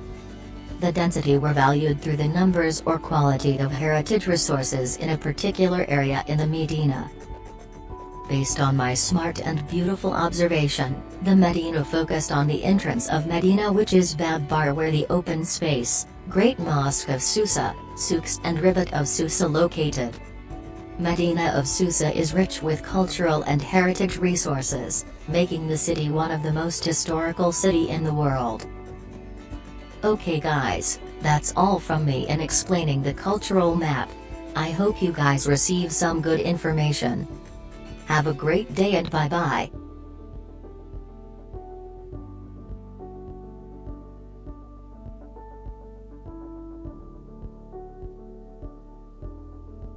Now we will bring you to another side of the exhibition, which will be focusing on technical drawing. We are able to go through each important site in the Medina of Sousse in this technical drawing part. We have selected 4 significant sites in Medina of Sousse for our study, which are the Great Mosque of Sousse, the Ribat of Sousse, Bab al-Gharbi and Medina Park, and the last one is Sidi Yahya Square. Each site consists of 4 types of drawing, which are site plan, section, elevation, and detail drawing. We have prepared one poster for each site, so let's check it out. Now, let's move on to the next site, which is the Ribat of Sousse that is located near to the Great Mosque of Sousse. The Ribat of Sousse is one of the historical buildings that is gazetted under UNESCO World Heritage Site. It is because the Ribat is the oldest and most typical surviving example of the Ribat typology as it existed in medieval North Africa. It was during the 9th and 10th centuries to accommodate both military and religious functions. The fortress of Ribat was used to keep an eye on the enemies, as it enabled light signals to be used for communication at the time. But nowadays, you can climb to the peak and enjoy a spectacular view of the whole Medina of Sousse. There are a lot of activities happening in the surrounding area of the Ribat. For example, in the courtyard outside the Ribat, the children that reside inside the Medina used it as a play area to play football in the evening. Besides, there are also shop lots near the Ribat that sell various types of goods. For hardscape, there are a few benches located around the Ribat of Sousse. These benches are made from timber and steel. The bench has a typical type of design which is commonly found at other places inside the Medina. The oldest building within the Medina is the impressive Ribat, an 8th century fort that was garrisoned by devout Islamic warriors, who would have spent much of their time studying the Quran, in the tiny cell-like rooms built into its walls. Other prominent landmarks in the Medina include the Great Mosque of 851 AD, and the imposing 11th century Kasbah, built into the city walls at its highest point. The Ribat certainly existed in the 2nd, 8th century, and served as a place of refuge for the Sussians during the incursions of the Byzantine fleet, but it was completely renovated by the Aghlabid prince Ziad Allah I, the reigning Aghlabid sovereign. The Ribat at Sousse is a well-preserved example of the Ribat building type. Square in plan, the building measures about 35 meters on each side. The southeast corner of the exterior wall is fortified with a large square tower that supports a cylindrical watchtower. This cylindrical tower rises above and is accessed from the roof. The other 3 corners are fortified by circular bastion towers. 3 additional semicircular souk are all over the place around the Ribat, since it is the main tourism place. The space behind the Ribat is an open space where children from nearby resident are gathering to play. If you're searching for souvenirs and knowledge about historical building, this area might be the right place.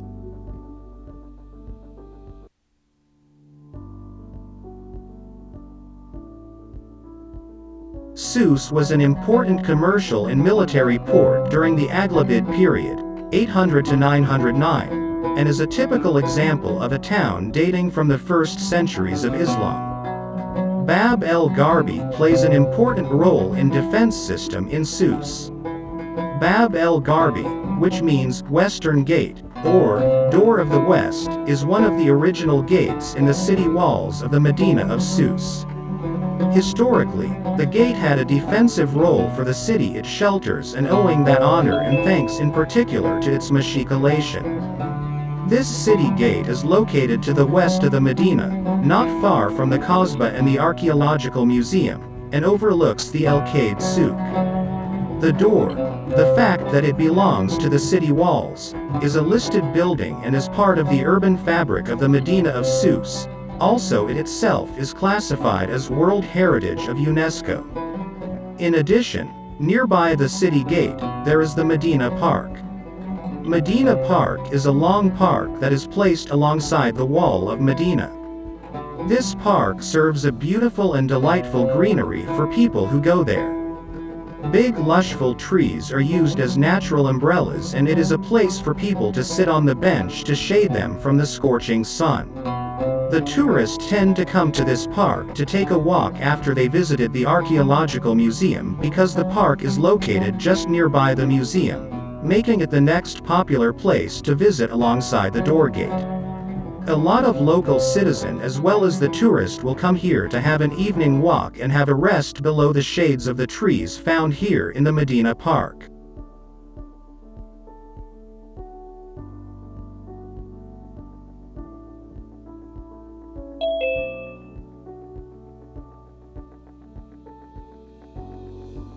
The third site is Medina Park and Bab el-Gharbi.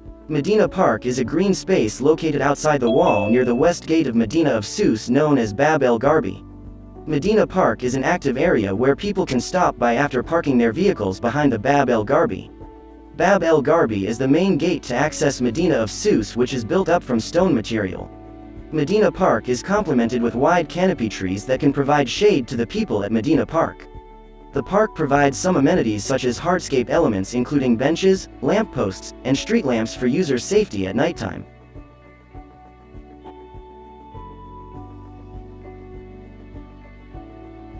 The first site is the Great Mosque of Sousse. The Great Mosque of Sousse is a historical mosque located in the Medina of Sousse, Tunisia. It was constructed during the rule of the Aghlabid dynasty under the commission of Emir Abu al-Abbas Muhammad al-Aghlabi. The mosque went under renovation and improvisation several times during the 10th and 17th centuries AD. Finally, in 1988, it was listed as a UNESCO World Heritage Site as a part of Medina of Sousse. The Great Mosque is surrounded by shop alleyways where visitors can stop by after visiting the historical place. A conducive public square located between the commercial area and Great Mosque itself can be eye-catchy to the users to take a break. The square complements hardscape element, for example, water fountain barriered by the patterned fence, planter box as a sitting, and street lamp post for user safety at nighttime.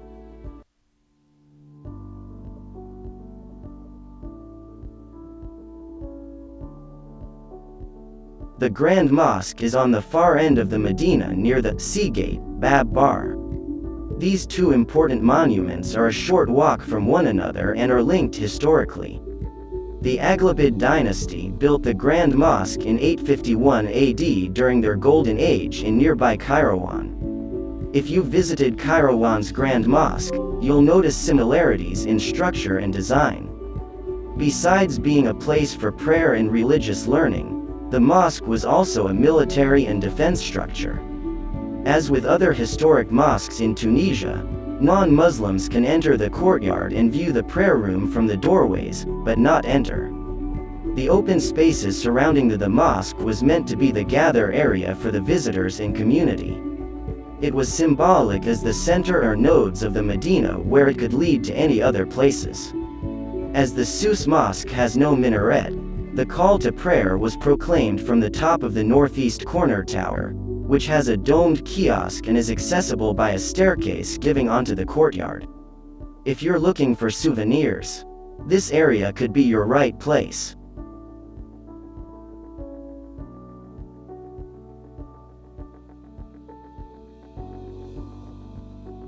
The Sidi Yahya Square is located north of Medina with numerous market stalls and cafes. During the evening, the square transforms into a night market where the local vendors sell their goods. This place is a focal point for the people to stop by, making it a perfect place for local businesses to thrive. The Sidi Yahya Square also accommodates a big commercial center. One of it is the Sola Shopping Center, which is located just at the entrance of the Medina of Sousse, specifically in Sidi Yahya Square, opposite the port of Sousse. It is a large shopping center with a variety of all kinds of shops, providing from artisanal products and other typical products of Sousse. It is a place to resupply your necessities where you can also get the local traditional souvenirs and currency exchange service for the tourists who visit the square. A beautiful view of the port can be enjoyed in the rooftop cafe where we can see all the town while enjoying coffee. Lastly, it is truly a beautiful place that holds the face of Medina and welcoming the travelers from around the world to get to know its wonderful people and culture with the most warm greetings.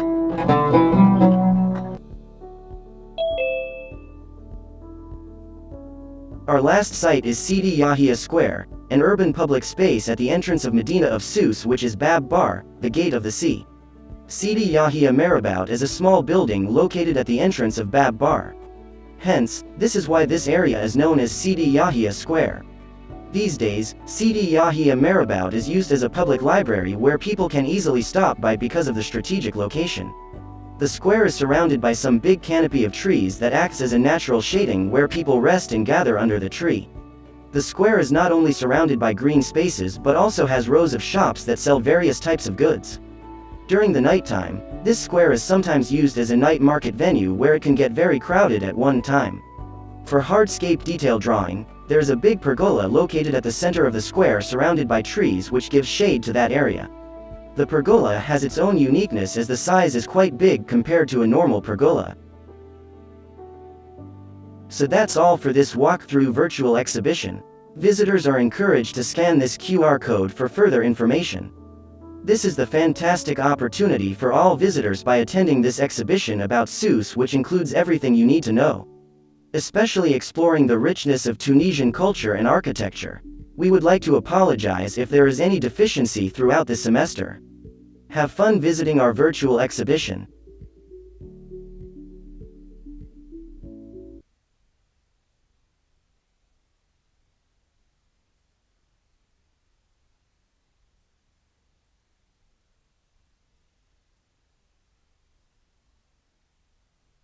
Okay. Thank you everyone for paying full attention to the presentation. And so now we move on to Q&A session. So the first question here, who we got there, Amirullah Wa'i. Okay, with the question of, can you tell me which heritage building in Medina of Sus is the most precious? And you can tell me the reason as well, because I can see that there are many interesting heritage buildings in Medina of Sus. For this question, I think I will invite one of my team, which is Bibi Nurjana, to answer your question. Welcome, Bibi. Hi, everyone. Thank you, Brother Amirullah Wa'i. Such a nice question.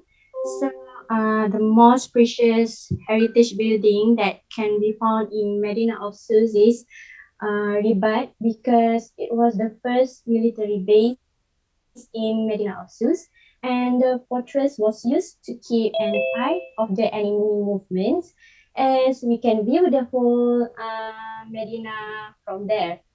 In addition, compared to the other buildings, to the other Ribat, the architecture of Ribat also hasn't changed since it was built.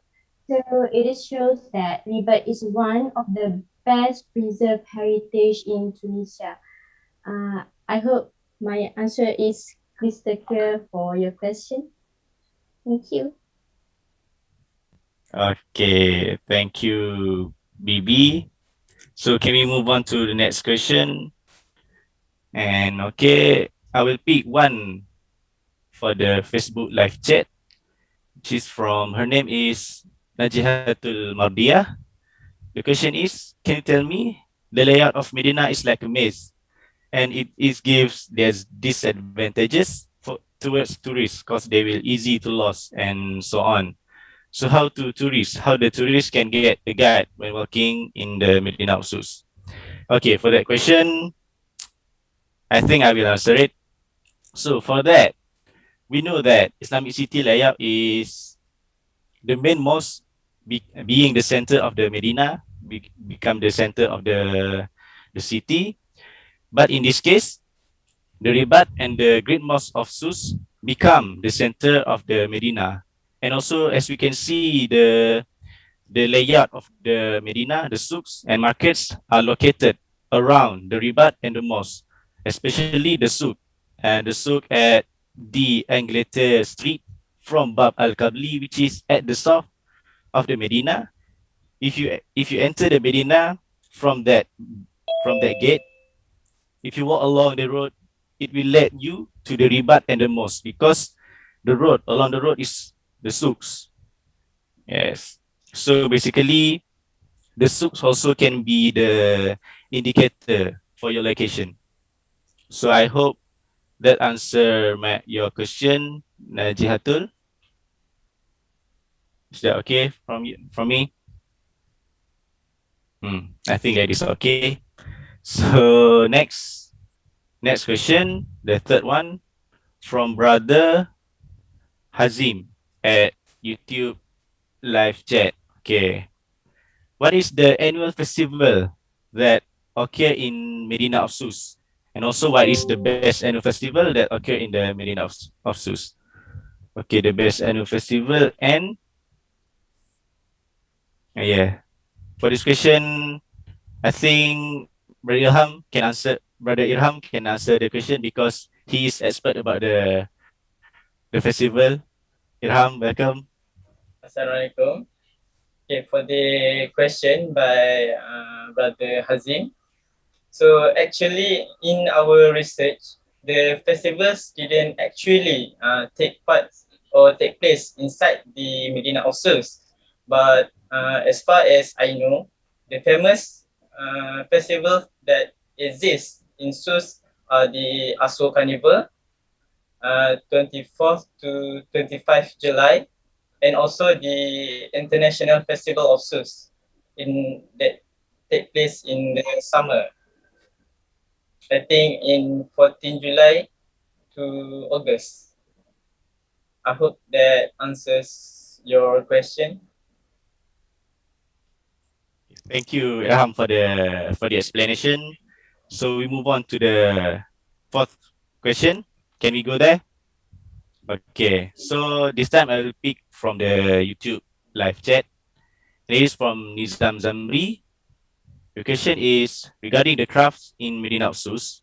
I can see from your presentation and in the website that there are many interesting and beautiful crafts there. I would like to know which craft is famous in the Medina. Okay, regarding the question, Sufi Marah will answer it. Can Sufi? Yes, I'll try. Thank you, Bayaki. So to answer the question, actually most of the crafts in Sus are all popular. Like we have the ceramics, the olive wood crafts, but the most popular is their woven handmade craft, which is the carpet. This is particularly because on each of the carpets, there are unique patterns like diamond, we have the camel patterns, the mountain motifs, and many more, and in which each of the patterns have their own symbolism and their own meaning. And based on our studies, the carpets are handwoven by women without them setting in design or patterns in their mind. So it makes each of the carpets unique, and it shows the expression of the weavers, like their own stories, their own expression toward the carpets. So I hope that answer Nizam's questions. And that's all. Thank you, Bayaki. Okay. You're welcome, Sufi. Because you got the point there. And now, are there any question? Oh, from Facebook, I think, or YouTube. from Aniza binti Saleh, binti Muhammad Saleh. What is the iconic elements that influence the carpet design in Sus to be different from carpet design in Karawan? As both cities are famous for their carpet productions. So I think one of our team, one of our members in our studio can answer it, which is Afiq, Muhammad Afiq Rahim. Can can you answer the question for Mrs. Haniza Muhammad Saleh? Yeah, all right. Thank you for the question, Madam Aniza. Madam Aniza. So, the question is, what is it? What is iconic elements that influence the carpet design in Sus to be different that from carpet design in Karuan Exposed Group? Okay. Actually, the carpet, the creation of this carpet is origin from the Kairouan, and because of the history there is very early in Kairouan. And then we have their influences for the motifs is from their surrounding, from the vegetations, from the landscape, from their animals. And then they also have their influences from the Berber. They have from the Berber tribe, so they have their influences there. And the main differences for Sus carpet from the Kairouan is since the carpet origin from the Kairouan, the culture travel from Kairouan to Sus, and then at the Sus, the culture of the craft of carpet there evolved because of their location located near the sea, so they have more influences from other countries such as Anatolia, from Turkey, Central Asia, and others. So I think what's made the difference in the design and the motif of carpet in Sus and Taiwan. Thank you. I hope they answer your question. Okay. Thank you, Afiq. So I see someone raise their hands. Dr. Ahmad Sukar, I think, from Uni. Yes, thank you very much. It's just a great pleasure for me to join you again here. I hope you remember me from yesterday. I'm just a guest speaker, guest in your group. I'm a friend of Dr. Majdi. So just would like to congratulate you, both teams that I happened to watch today from Kairawan and Susa. Great work, amazing work. I'm really amazed. I would like to raise quickly a question just for all of us to think about, which is what do you feel about having modern structures inside traditional city, like for example that road with new cars coming through the old gate? Do you think that it is a necessity which is fine, or do you prefer that traditional city be empty of such modern features? It is a quick open question. It's not an easy question even for experts, but probably we can start thinking of it.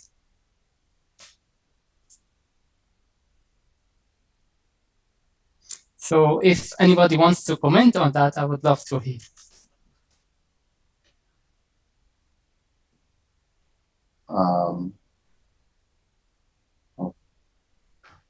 So I think that, yeah, I think maybe the car, maybe the modern transportation really, quite it changed the view, the landscape of these urban structures, and how it looks currently from it changed, it different from the old. So it's really we see that as it ruin the view, the scenery.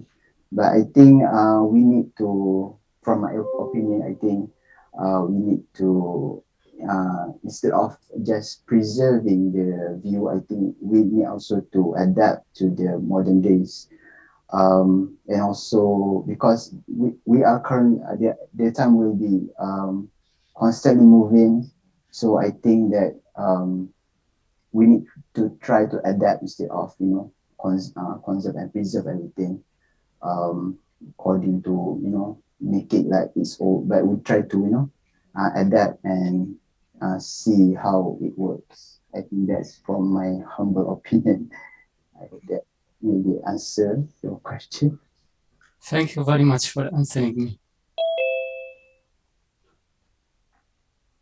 Okay, I see Dr. Ons Najar raising her hands. So, do you want to add something about Yes, this?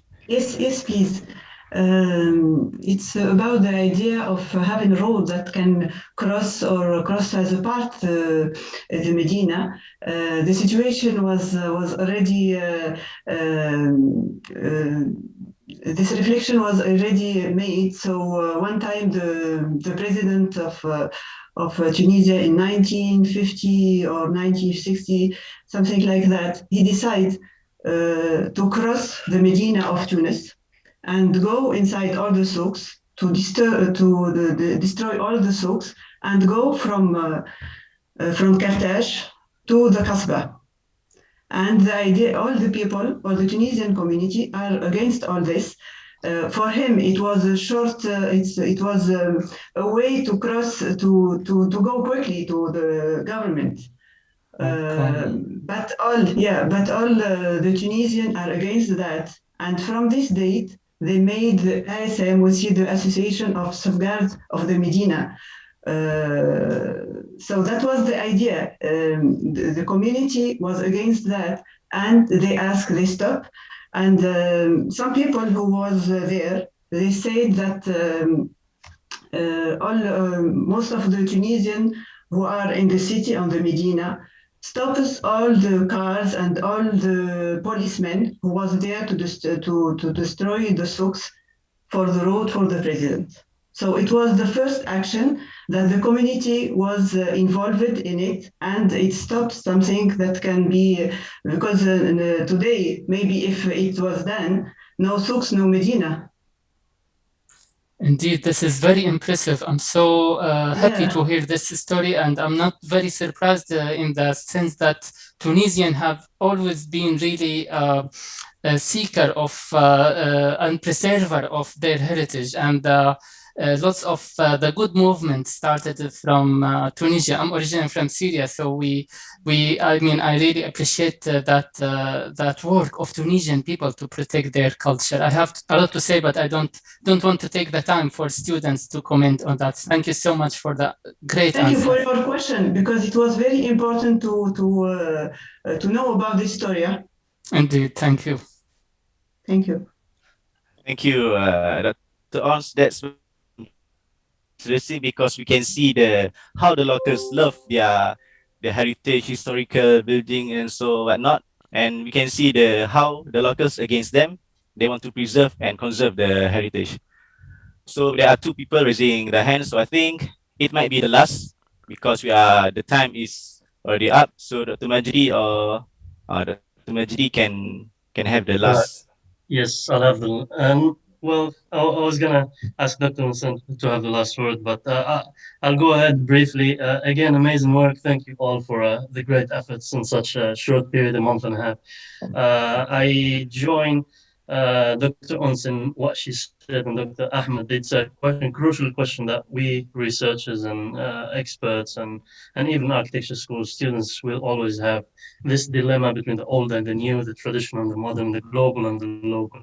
So in relation to Medina, as Dr. Ons mentioned, 1950s, there was a competition by the late 1950s, towards 1960s, by the first president of Tunisia to transform the Medina. There was one of the plans or proposals which Ahmed is familiar with because I presented it, remember, at MIT, is to cut a thoroughfare through the Medina. Luckily, this hasn't happened. That plan hasn't happened. If you look traditionally, the Medina or the width of streets are planned based on the need. So based on, for example, a passing of two camels back in the time that would take goods, transport goods, etc. Really a completely different way of life. Nowadays, the car is making its way to some parts of the Medina, edges of the Medina, not the heart. For instance, Medina of Tunis. So the car is starting to make it, but it's a policy, it's a governance that is much needed. And in the 1960s, with all the heritage societies, same in Tunis, for example, there was that energy to preserve, energy to protect, and it's still something that we Tunisians are proud of. Still something that we really appreciate at least in the midst of chaos of politics. At least we have that the heritage part. Thank you all. I won't take any more time. Thank you. Thank you, Dr. Majidi. But I saw that Dr. Nushan just raised her hands, so maybe she wants to add something. Yes, very quickly. I'm sorry. I just want to add something. They said also that when the Queen of England made a trip in Tunisia, and she was in her car with the President Bourguiba, and she was asking why they are destroying the Medina of Tunis, and it's very shamed, and she didn't appreciate because it seems so beautiful for her. So the president of Bourguiba was ashamed and stopped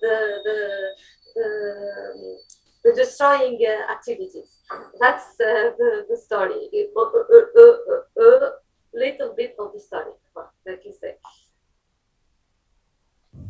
Okay, thank you, Dr. Nushan. It's very interesting little story from you. So I think that's all from the Q&A session, and I hope all the answers will answer your question clearly and perfectly, and also the additional information for our fellow doctors and other lecturers. So according to our schedule, I will pass the baton to our MC, and thank you all of you for listening and asking the questions. Thank you, Group 3, Medina of Sus, for that exciting sharing. Hope it helps everyone to see the value richness of the city. Now we know that Tunisia is a very beautiful country that is rich in culture and it is remarkably interesting. Ladies and gentlemen, Match Symposium 2021 would not have pulled off this virtual exhibition without the hard work and dedication of the students who work tirelessly to make today's virtual exhibition a reality. This virtual exhibition helps us to know more about Tunisia. Hopefully, what is presented to us today can give acknowledgement and information about the uniqueness of the Northern Africa. Honorable audience, since this is a collaborative work, sorry, it is not fair if we don't listen to our Tunisian friends' findings about our lovely country. Hereby, it is my pleasure to welcome the representative of the first Tunisian group, Sister Umaima Radi, to present the case study of Georgetown, Penang. The screen is yours. Thank you. Thank you, MCs, and thanks to all my fellow Malaysian colleagues for the amazing presentations. Honestly, we can all see that you got a bit of the Tunisian Medina spirits. And so now we'll start with the counterparts presentation for Malaysian cities. Our team will be presenting the city of Georgetown. So I'm gonna be sharing my screen.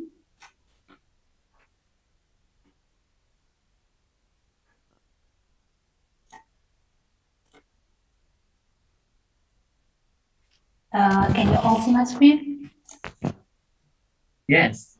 Okay, so welcome to Georgetown Journey of Harmony. This ebook is the result of the Malaysia-Tunisia Cultural Heritage Symposium of 2021.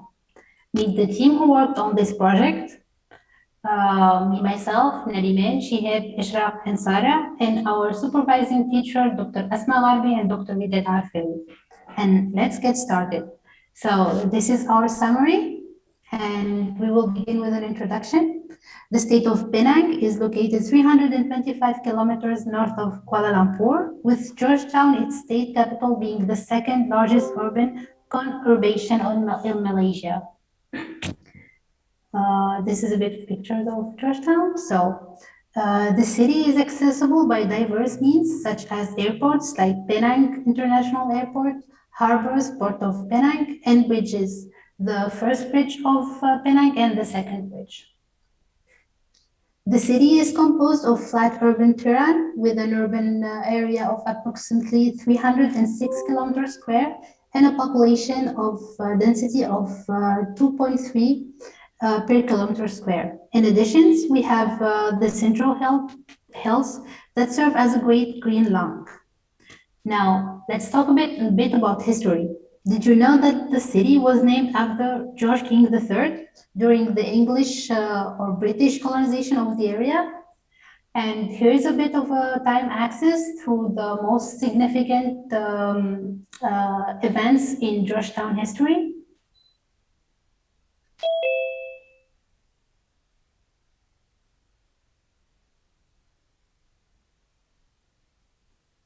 Now, let's move to the urban development of the area. Here's a diagram of the early composition of the different areas in Georgetown, such as the British colonial quarters, the Chinese settlement, and the Malay settlement. Let's take a closer look at the different configurations for each settlement that reflects the culture behind it. Like for the British, it was a great configuration, and for the Malay, it was an irregular and loose grid.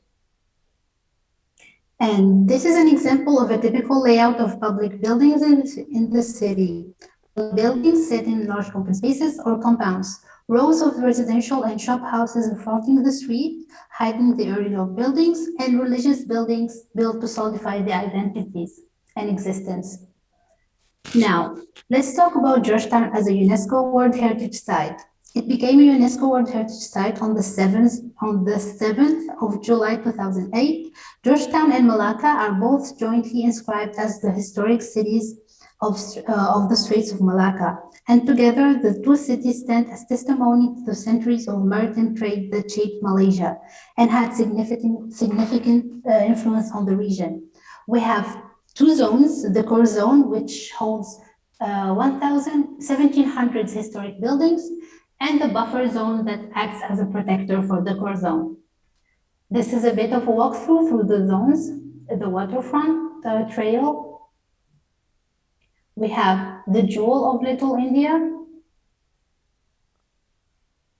the market and shopping precinct, and finally, the mosque and clan houses enclave. Now, moving on to the intangible cultural heritage of the city, being the multicultural capital of Penang. First off, we'll start with traditional clothes. It was highly affected by the diversity of ethnicities and perfectly exhibiting the stratification of cultures. The festivals also play an important role in showing the exchange and acceptance and the richness of the cultural heritage in our city. We will follow now a few of the main festival routes and the most important landmarks that take place in these celebrations.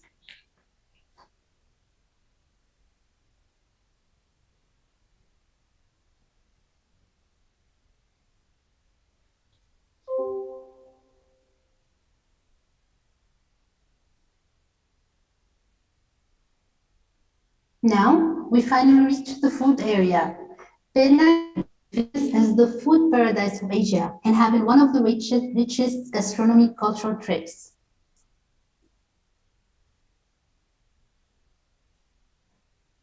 In conclusion, after layering the different routes created by the festivals and the routes created by the food trip through the town, we can observe the appearance of a certain grid that defines some of the main streets and a well-limited area in the middle of the town. Finally, now we reach the analysis of Georgetown. We start with the macro scale, which involves the environmental, city image, and skyline. The sea view is the main significant element that contributes to the character of the townscape. But also, we have the hills and strait that remain a strong topographical element that defines the identity of Georgetown. The city skyline, however diverse it might seem, is actually now more restricted for newer construction, limiting them at an 18-meter height to minimize the impact on the historical city. And of course, we have the terracotta roofscape that represent the historic urban landscape of our city. Now we move to the mesoscale, which is the urban scale. We'll talk firstly about our previously defined main street, Light, Beach, Shulia, and Pitt streets, which define the town center and its main commercial district. Let's take a tour through the most important ones. Light Street, established as the first street of the New Georgetown and named after Captain Francis Light. The street mostly composes of administrative buildings. And after it, we have Pitt Street, the religious street, a journey through religious ethnicities. Starting with it, we'll find the Indian Muslim mosque, then St. George Saint Anglican Church, the Chinese Kuan Yin Ting Temple, the Sri Marmiyan Hindu Temple, and finally the Capitan Killing Muslim Mosque. After it, we have Chulia Street, which is the major street that extends in both core and buffer zones. It involves a lot of activities and structures due to its exceptional length, containing many eating places, business building, accommodation, and hotels, sites, and significant buildings, in addition to some street art sculptures. Beach Street, it's one of the oldest streets in the city and the main commercial street in the newly established town. Now, we'll talk a bit about the urban configuration. We have a few concepts intertwined in the composition of the town. These maps display the dominant patterns, spatial distributions, and range of human activities with the built environment.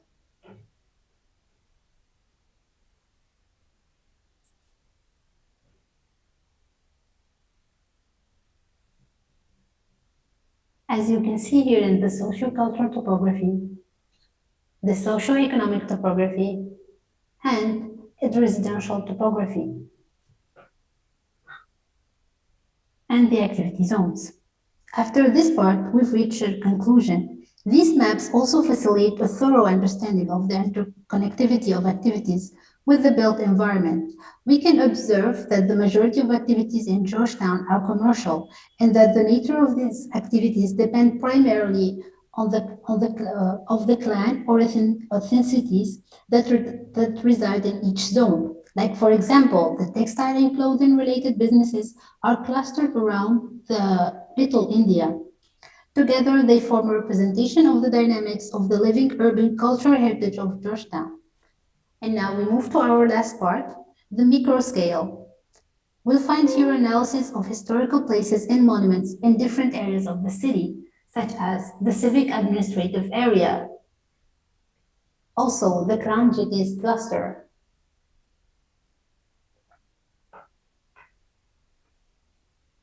and Harman Street. Also, we'll be talking about the different architectural styles, such as the British colonial architecture. Now, moving to one of the most important parts of Georgetown and a big reason for its description as a World Heritage Site, the shop houses.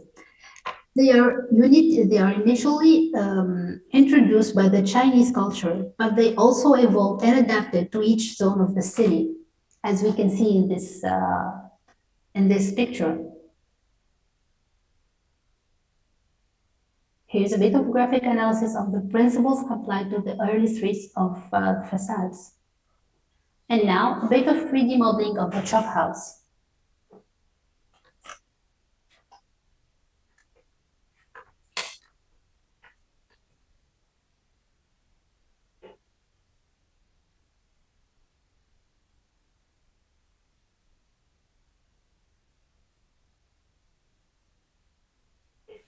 Moving on to the second most important architectural style, which is the bungalows.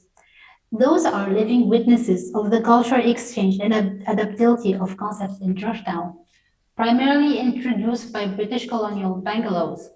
We'll talk a bit about the important components of bungalow. We have the front porch, which plays the element of entrance.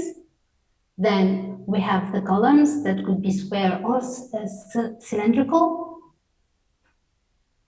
the verandas, and the air vents. This is a bit of a 3D modeling of a bungalow to get a better understanding.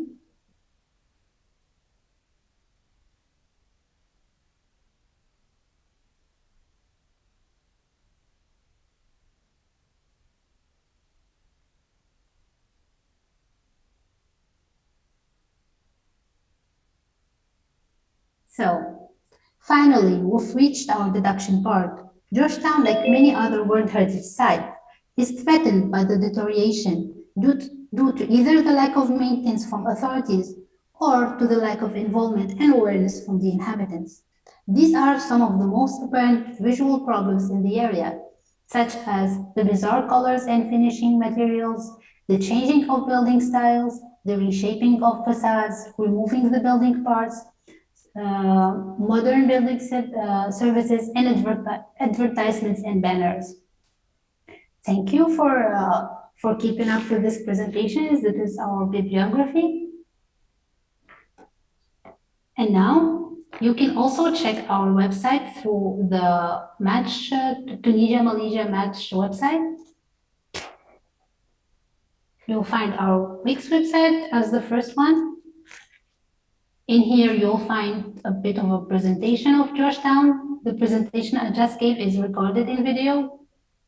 Also, you'll find our ebook, and you can check our renders. And of course, you can check our videos. We'll start with the first video of the Blue Mansion.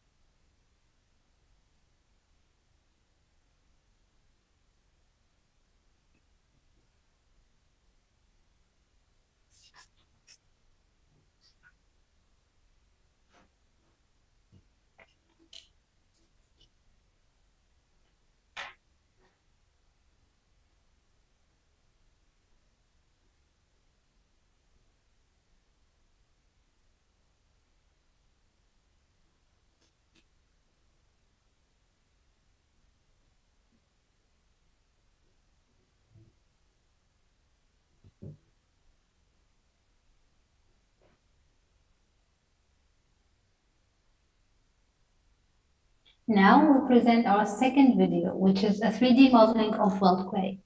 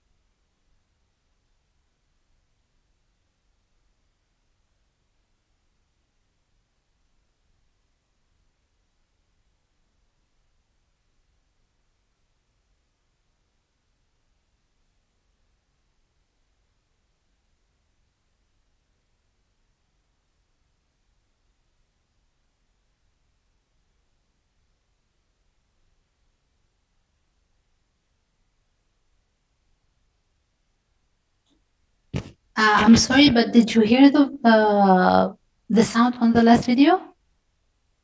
No. Okay, I'm sorry, I don't know what happened, but you can check it on the website. That would be all for our presentation, and just wanted that's one last thing.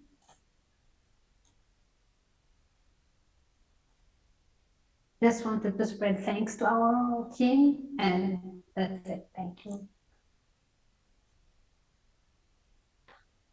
All right, thank you, Sister Omaima, for the presentation. So now we will open a Q&A session. So okay, here is a question for Ainul Afifa from Malaysia.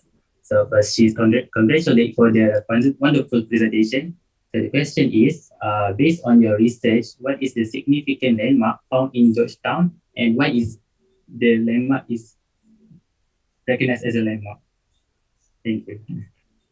Okay, I think I'll pass this question to Shihab. Thank you, Umaima. And thanks for the question. So, well, I think the answer of this question lies within the third criteria, I think, of its UNESCO inscription. Now, if you ask me the same question about the Medina of Tunis, for example, I'll directly say it's the Zaytuna Mosque. But due to the multi-ethnic and multi-religious structure of the Georgetown city, you won't find a single building or a landmark. But in my opinion, it will be its Harmony Street. It's named also with its street. So I hope this answers your question. And I think the same answer will go to Dr. Majdi as well. So the Masjid Capitan Kelly was built by a trader, a Muslim trader who came to Georgetown, and it will be definitely a mixture of every of jewelry or something like that. So I think that's my answer. All right, thank you, Brady, for the question, the answer. So, is there any question anymore? Wait. All right, yes, okay. I think if there is no question, then we can move to the next session. So, thank you again to Sister Omaima for the presentation. From Dr. Majdi Fali. I think the brother already answered from the. Yeah, I think you can move on to the next session. All right. Thank you. There are a question from Dr. Khalila. Yeah. All right. So. All right. Oh, okay. Sorry. Okay. All right. The question is, did you find any similarities in how the cities in Tunisia and Georgetown sustain their heritage? Mm-hmm. So I think, yeah, we did find a lot of similarities. It's not direct similarities. Like in Tunisia, the Medina is mostly for Muslims, and it was built by Muslims. Even when the Jewish wanted to live in the Medina, they lived outside of the Medina. But in Georgetown, it's completely different. It was built by different ethnicities and different cultures. But the thing is, the similarities is the evolution of both cultures, because the Medina of Tunis didn't just stay a Muslim city. It evolved through time, and it got influenced by other cultures, because Tunisians, they are not Arab, they are not from Arab lineage, but they got affected by the Ottoman and the Arabs. They got affected by different dynasties that ruled Tunisia, and even the French colonization. And almost the same happened in Georgetown. It's always in a state of evolution and adapting, and I think that part is similar. And also the food part, how we see they both, like, since they are both such enclosed territories and well-defined territories, you always find food and you always find urban life in both of them. in the Medina of Tunis, it's not part of the culture to live in public spaces, but the food trips made it that way because people go through adventures through the Medina to try food, to try shopping, and it's the same in Georgetown. And also similarities in the festivals and the routes they take, how they start in marking in how to say in monuments on or in marking public space, and they go through the cities. I think this is similar. Right, thank you, sister, for the answer. So, is there any last questions on the? All right, so there is another one. Okay, can you say more about the layout of this shop house or the bungalow? How do they really reflect the climate and function? Okay, so about the shop houses, I don't know if Sarah is here.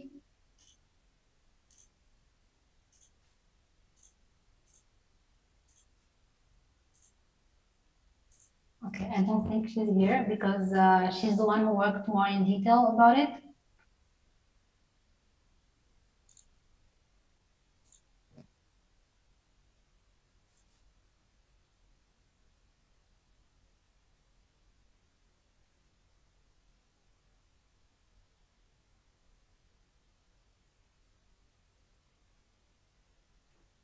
I'm sorry, I can't give like a well detailed answer since it wasn't the part. It was Sarah who worked on this part. I can answer. So You can answer. She have okay. Cool. I think for the shop houses, the main feature that was very strong. It's well, as you see, they were laid outside by side in rows. That facade, the main street, with a continuous arcaded walkway up front to provide the shelter from the sun and heavy rain and all kind of stuff. I think this is the most important feature of the shop houses in Georgetown.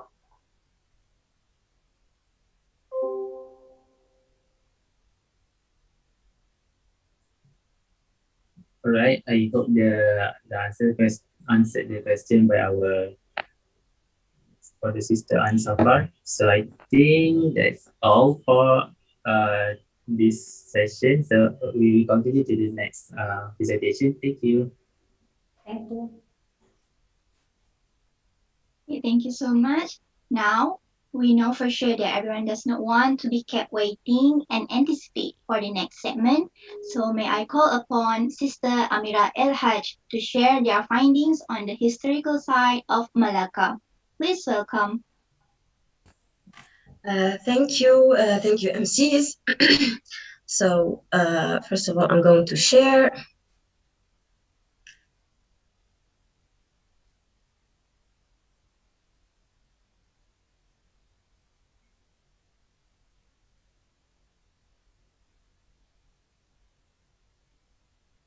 Can you see my screen? Yes, it's clear. Okay, so first of all, good morning and Salamat Petang, everyone.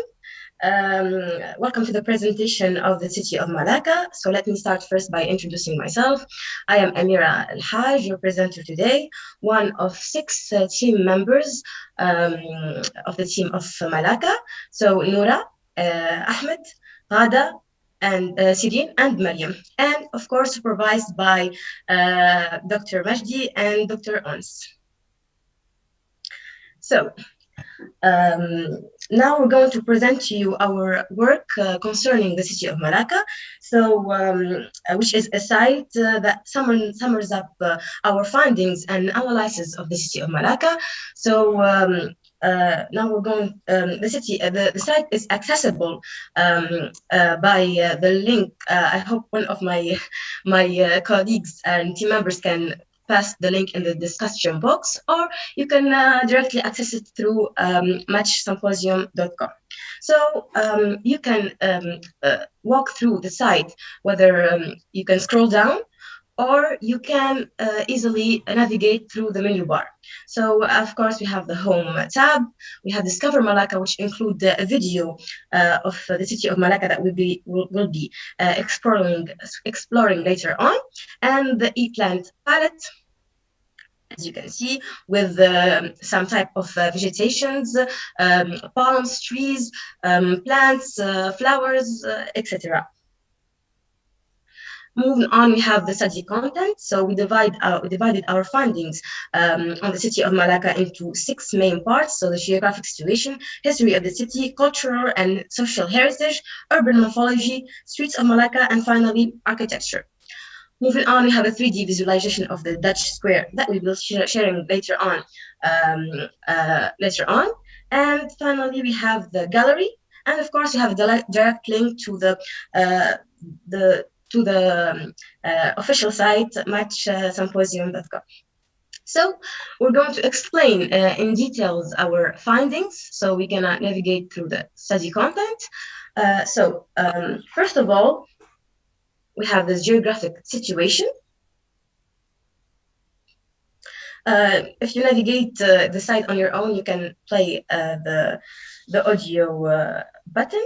Other than that, this presentation focuses on general information about Malacca, its geographic situation, area, population, the climate, so the average of the climate in terms of rainy days, and the display of topography in terms of elevation from sea level. Moving on, we have the environment. So Malacca is a green city, so with massive forests of palm tree, Erkaruh Lake, Erkaruh Recreational Forest, and of course the Malacca River. We talk about the transportation, so in and out of Malacca, so whether it is by air or water, using railways and roads. We talk about Malacca as a capital city, its districts and local authority. So Malacca, the central district, Alu Gajar district, and Jasin district. Its natural borders, and of course Malacca's flora and fauna, with Malacca Bird Park, which include a variety of species of colorful species of birds. They are very colorful and exotic and fascinating to look at. We have the butterfly and reptile sanctuary in Malacca. So as you can see, multiple types of species. We have the marine life as well, so coral park in Malacca. And multiple diversity of animals. And of course, not to mention the flora. So this is the end of the first part of our study content. Moving on, we have the history of the city. So in this presentation, we will go back in time to explore the rich history of the city of Malacca, its timeline from the 1400s to 1989. You can explore it further on your own later because it will take a lot of time. We will start by the founding of Malacca, which was founded by Baram the founder of Malacca. So we have the Portuguese conquest, the Dutch Empire, which was divided into 2 periods, Strait settlements, and the Empire of Japan. So we have the Malayan Union, Federation of Malacca, and Malaysia to this present day. And of course, with this rich history, Malacca was inscribed as a World Heritage Site on 2008. So this is the end of the second presentation or study content. Moving on to culture and social heritage. So with such rich history, Malacca has accumulated a mixture of astonishing culture and social heritage. So we have a mixture of race. We have the Malay ethnicity, Chinese ethnicity, Indian ethnicity, Orang Asli, the Baba Nunya, Peranakan, and the Chitis. And of course, the Portuguese. So with this much mixture of ethnicity and races, of course, we have traditional food that goes from sour, spicy, and to sweet. So as you can see, we have ikan asam pedas, sambal, sinkaluk, and multiple of other dishes that look really good to look at, and I hope we can taste them someday. And of course, we have to mention the festival and the events. So Malacca is a very is rich in its history, so they have a lot of celebration. So we have this Chinese New Year, Jade's Emperor's birthday, the Symposium, Malacca's Tourism Week, and finally the Sky Day. I hope I pronounced the words correctly. Moving on. We have the urban morphology. So each period left its impact on the evolution of the urban tissue of Malacca. So we have the Sultan period. So as you can see, it was a small settlement, waterfront settlement, and a bit by bit it grew into a city, as you can see, or a village, and then to a city. So we have the Portuguese period. As you can see, it's kept growing. The Dutch period, the British period, and after the independence. So overall, it started as a small fishing village and developed into the prosperous city it is today. So here's a bit of detailed concerning the morphology and the history of each period. So we have early Malay, the Portuguese era, the Dutch era, which, like I said, was divided into two periods, the British rule, and Malacca to this present day. As you can see, Malacca has expanded its waterfront, so they exploited the waterfront and constructed many new facilities, airports, and other establishments. So moving on, we divided Malacca into a core zone. So it's actually, like I said, Malacca was protected and inscribed as a UNESCO World Heritage Site. So we have the core zone and the buffer zone, both divided by the Malacca River. So the core zone is the historic city of Malacca. It comprises two major areas, so the Central Pacific Zone and residential and commercial zone, which is Chinatown. Next, we have the buffer zone. We have the land use and distribution. So we notice that Malacca doesn't have a certain zoning, or if you can, like I said earlier, they have a commercial zone and the Central Pacific Zone. But mainly in the commercial zone, there are multiple of functions. So we have residential, commercial, office, art galleries, historical monuments, institutions, and so on.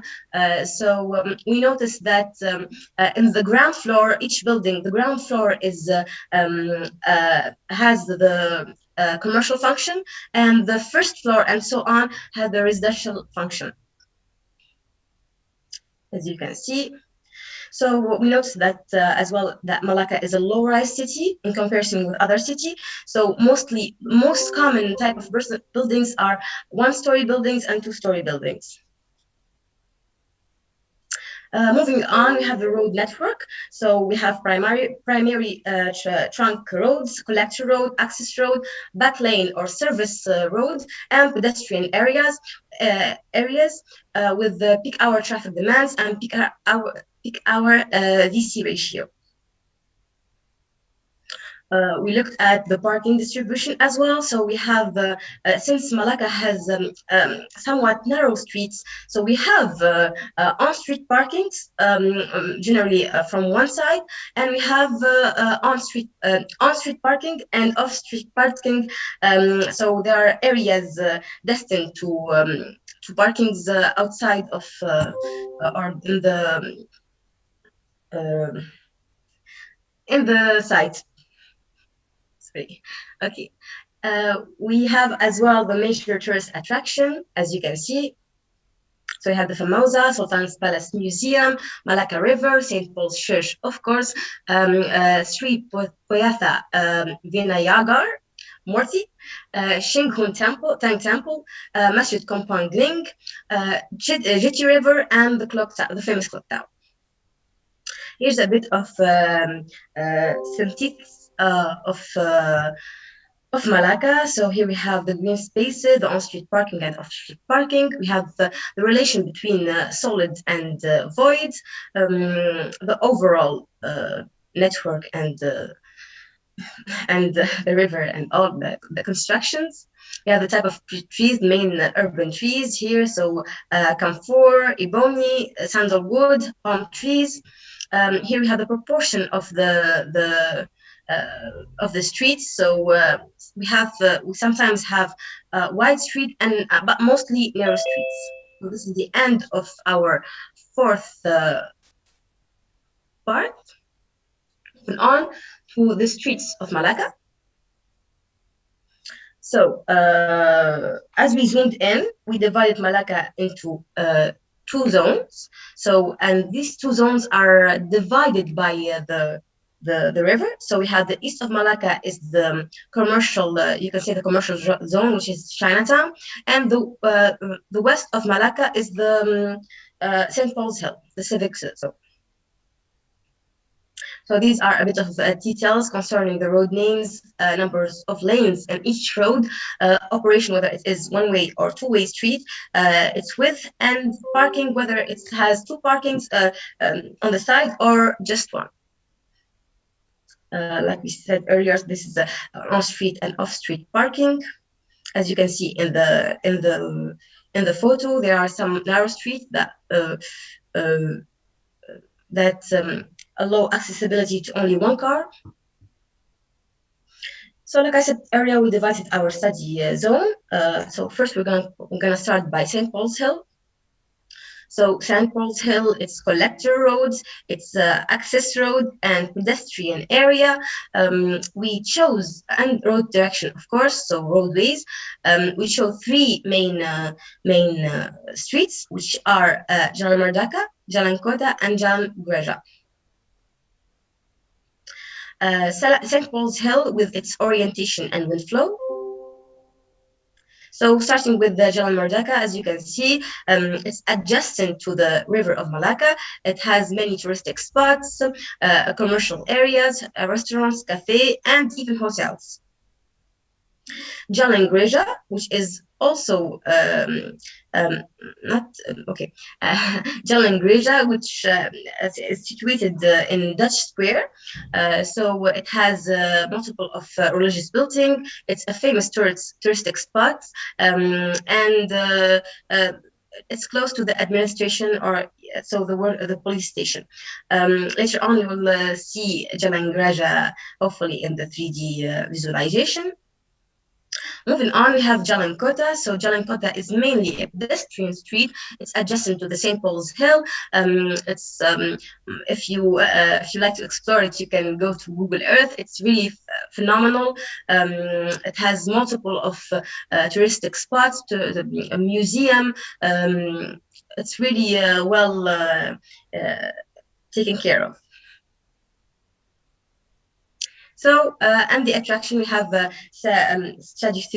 Stadius and Christ Church, Democracy Museum, Literature Museum, Governor's Mansion, St. Paul's Church, Sultan's Palace, Independence Museum, Architecture Museum, Islamic Museum, Stamp Museum, Imna Museum, People's Museum, and Malay Islamic Museum. So if you go there, you will enjoy, I bet you're going to enjoy your time and be really cultivated about the Malay or the Malay culture in general, culture and history. So moving on to the other part. So we have the commercial area. So the study, the commercial area, we picked three major streets. So Harmony Street, which is the high wealth resident, Junker Street, so medium, it's a business street, so medium wealth, and finally Harmony Street, which is a community centric. So we have Junker Street, which is really famous for its Junker Walk. As you can see, it's dominated mostly by commercial buildings. It's a commercial street and a touristic street as well, with multiple of restaurants and cafe, a variety of food. So it's a destination to go to. As you can see, we have the commercials, restaurants and cafes, hotels, touristic spots, and its main street attractions. So Junker Street is a colorful street, so each color signifies a specific emotion or a specific feeling. So I hope you can explore it later on. We have the Junker Street traffic and accessibility, and finally human behavior. Moving on to Heron Street. So Heron Street, or Jalantan Chun Tang Changlok, which it has the nickname of Millionaires Row because it was inhabited by mostly Dutch. It was called the Dutch village, and it was inhabited by the high class society. So here in street now it's mostly hotels. So the shops were converted into hotels and restaurants and cafe. But in comparison with Junker Street, it has less of commercial use. Moving on, we have the traffic. And here in street is attraction, so Ingshun Association, Baba Nunya, she mentioned, and so on. Finally, we have Harmony Street. So Harmony Street is a long street that is divided into three segments. So we have the Goldsmith Street, Blacksmith Street, and Temple Street. So tourists usually call it Temple Street because it has multiple religious buildings situated in just one street, close to each other and next to each other, which shows the harmony and the coexistence of multiple religions. So we have Harmony Street. As you can see, there are multiples of religious streets. It's a very lively street. It's a destination to go to as well. Now moving on, we have here is Harmony Street's accessibility. Harmony Street's attractions, so Kampong Link Mosque, Changkun Tang Temple, Ixian Lin Si Temple, Sandu Temple, Sri Poyatha Murthy Temple, and even Siam Sudin, a Sumatrian tomb. Sorry if I mispronounce. We did a mini street furniture slide. So as you can see, the lights, the vegetation, the signs, the benches, the infrastructure, etc. And finally, a sequential analysis where we pinpointed certain areas and we overlook a perspective or a scene from that area. Moving on. Part, which is architecture. So starting with the Straits Mosque, we picked four main landmarks to talk about. So starting with the Straits Mosque, so we chose this mark mainly because it's of course it's fascinating to look at, but mainly because it exists in contrast with the environment. So we talked about its location, architects, year of building capacity, and area. Of course, the site with parking, green spaces, accommodation or hosting, and buildings under construction. So it's a new type of building. And its road network, secondary roads, primary roads, main access, accessibility, and entrance to the mosque. So like I said, the mosque is it symbolized the contrast between the architectural style of the surrounding buildings and the mosque itself. We did an architectural analysis of the plan and the sections, even the architectural details. So it's a mixture between Middle Eastern architecture with its massive dome and Malay architecture with its four corner turrets. Some architectural detailing, colored glass, Islamic motifs, etc. So we have the minaret and the entrance, with the minaret and the entrance. Moving on, we have Malacca Sultanate Palace, which is an exact replica of the Sultan Mansur Shah 5th century palace. We talked about its location, its side, and its surrounding buildings and areas.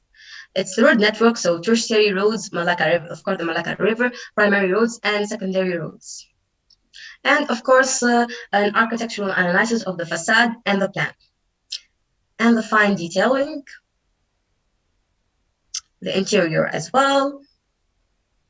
Moving on, we move to Christchurch, and you cannot talk about Christchurch without mentioning the Dutch Square, which we'll be exploring later on through the 3D visualization. So we have, we have Christchurch, its historical overview, its proportion, section, plan, construction materials. Moving on, we have finally Kampong Kling Mosque. The history, we mentioned the history of, starting with the history of Kampong Kling Mosque, its geographic situation, its aesthetics and ornaments, so from the exterior aspect or the interior features. And finally, as well, an architectural analysis of the plan, its entrance, the facade section, its detail, the roof, the minaret, which I hope you guys can explore later on. And finally, we cannot talk about architecture without mentioning the shop houses, which are an iconic type of buildings in Malacca. So the shop houses, same as Malacca, has went through multiple periods and developed and evolved into a new type or new form each passing period. So we have a global history of the shop houses and each style. So we have the Dutch style, so there is Eastern China style, early shop houses style, early transitional style, late street electric style, neoclassical style, Art Deco style, and finally early modern style. So as you can see, it went through multiple types of style in relation with the architecture styles of that time and the period itself. Here are each style and its characteristic. We talk about as well the ecological aspect of the shop houses, so its natural ventilation, how the airflow flows throughout the whole building, how it exits, the natural lighting throughout the patios. You can say, and orientation and its proportions. And of course, last but not least, the construction material. So whether it is roof, floors, walls, etc.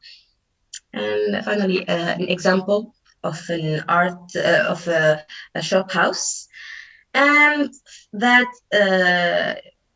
finalize our presentation or our study content. So moving on, like I said before, we have a video to look at and the 3D visualization. So I'd like to address to my fellow Malaysian team to project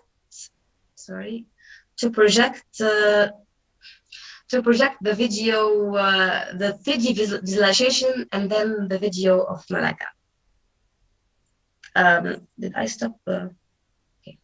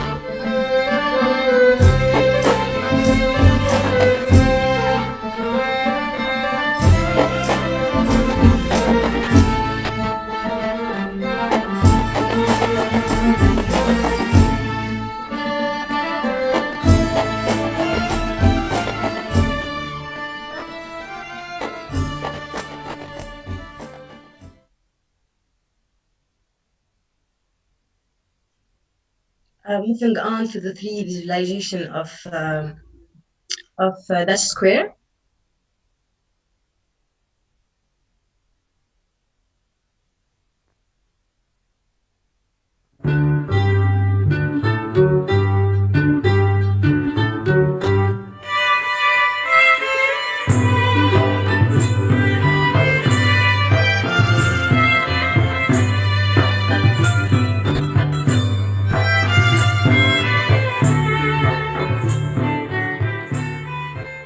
Dutch Square Malacca is the most picturesque along Jalan Kota.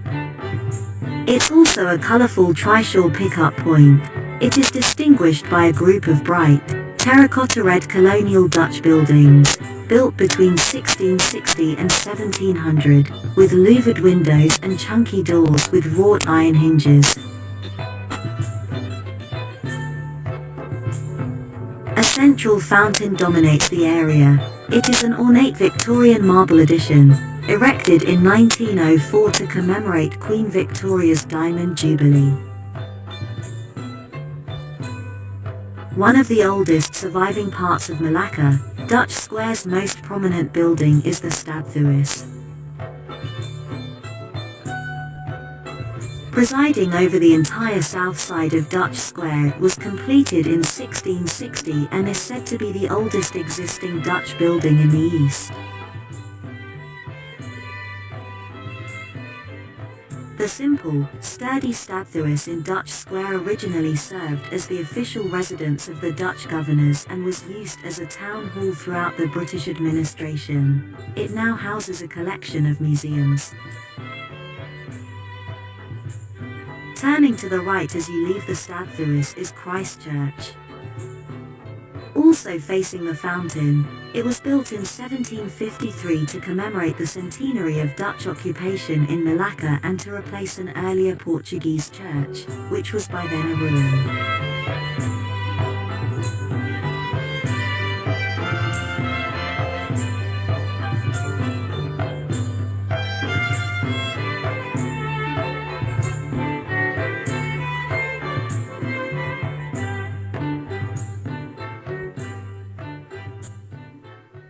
This square, which is usually featured in most postcards that are made of Malacca, is a great meeting point for tourists from around the world.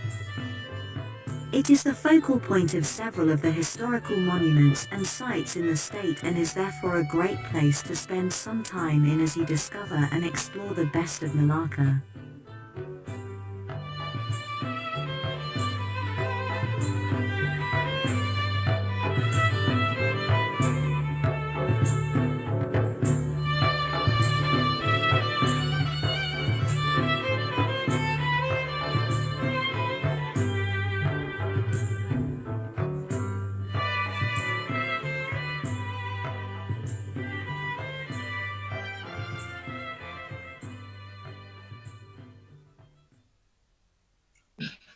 Thank you, our Malaysian friends. Moving on, I hope you gained an insight on the charm and the magic of the city of Malacca. I'd like to pass the speech to my friend Mariam, the floor is yours. Thank you, Amira, and thank you all of the team. I'd like to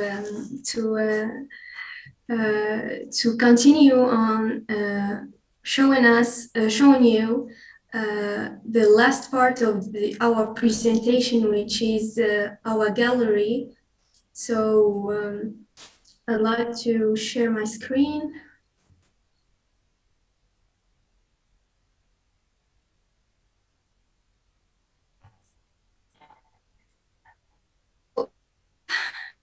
Can you see all the last part of the presentation? Yes. Okay, so here at the right button, you can find the gallery where we wanted to share with you our feelings and the generated feelings and the sketches of our team. Here you can find the Dutch square Malacca, in front of the Christchurch Saint Paul. And here you can find some colorful and joyful shop houses in the city, as well as some mixtured techniques of the postures. So what I wanted to generate or to conduct is that we are here. Sorry, I can stop. Oh no.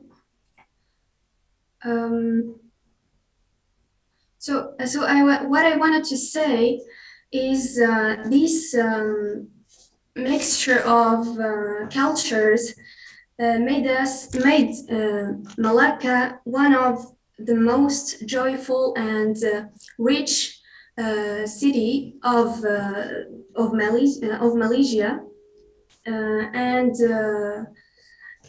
with this presentation, I wanted to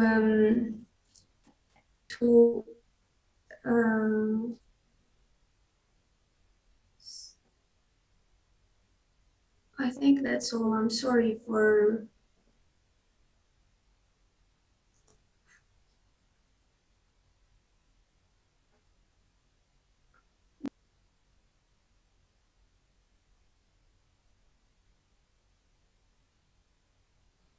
Mariam, do you have something to add? I think Mariam is having some technical issues, but anyways, we will finalize with this our presentation. I'd like to thank on behalf of my whole team, the whole team that contributed to this collaboration, whether it's students, doctors, etc. It was a really lovely experience to experience with all of you, and hopefully our emotion has reached you. Thank you very much.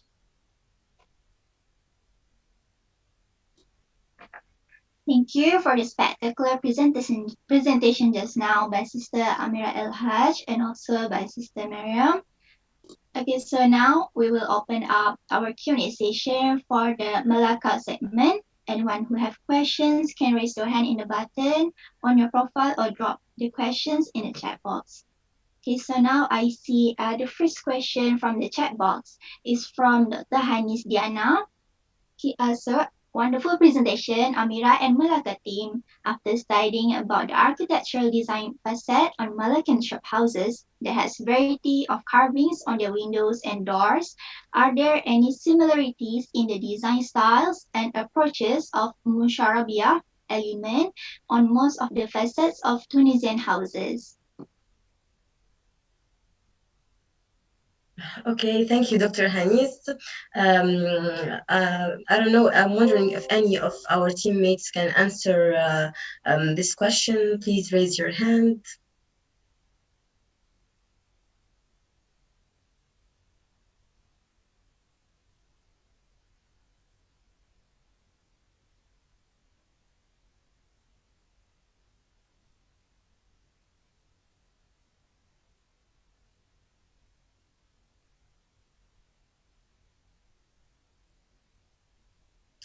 Can you please? Okay, go ahead, Ahmed.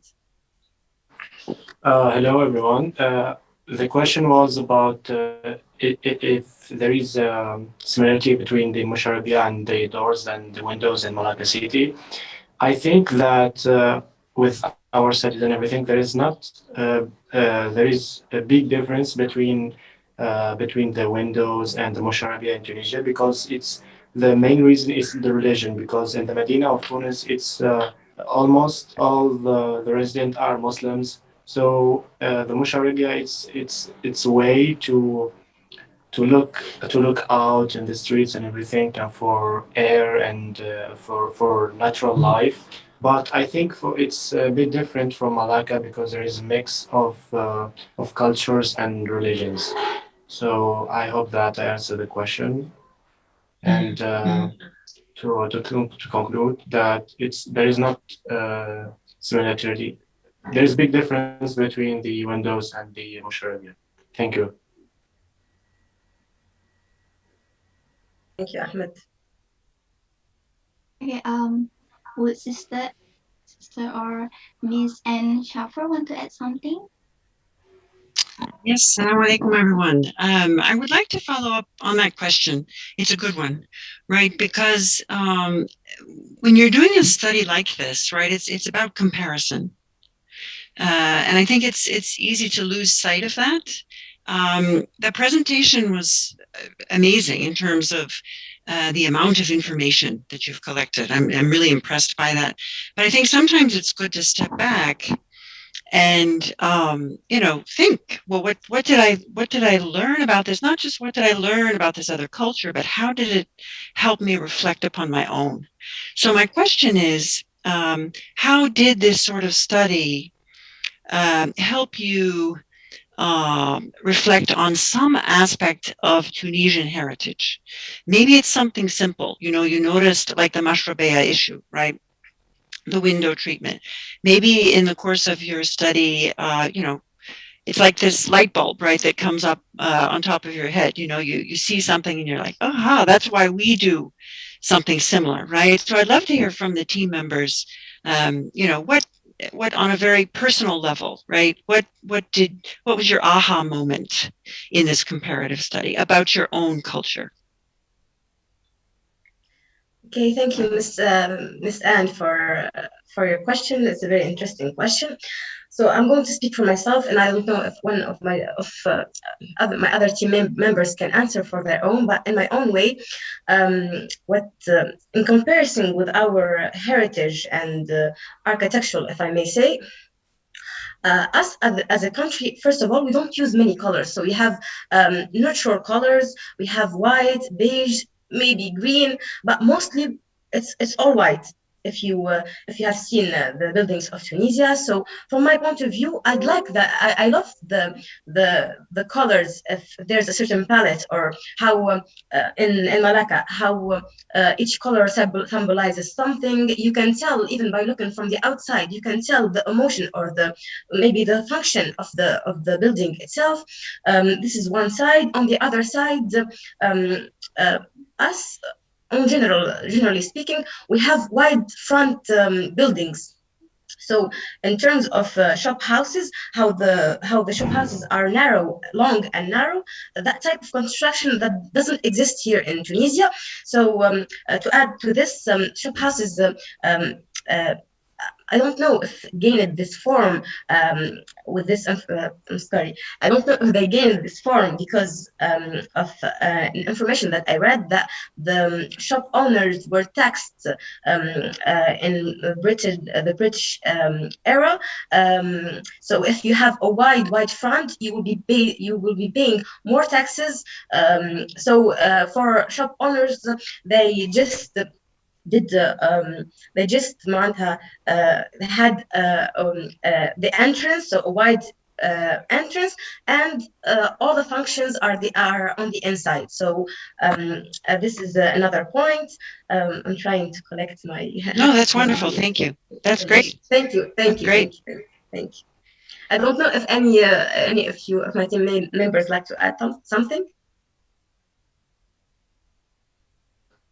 Sorry, but I didn't understand well the question. So if you can summarize the question, may I answer you.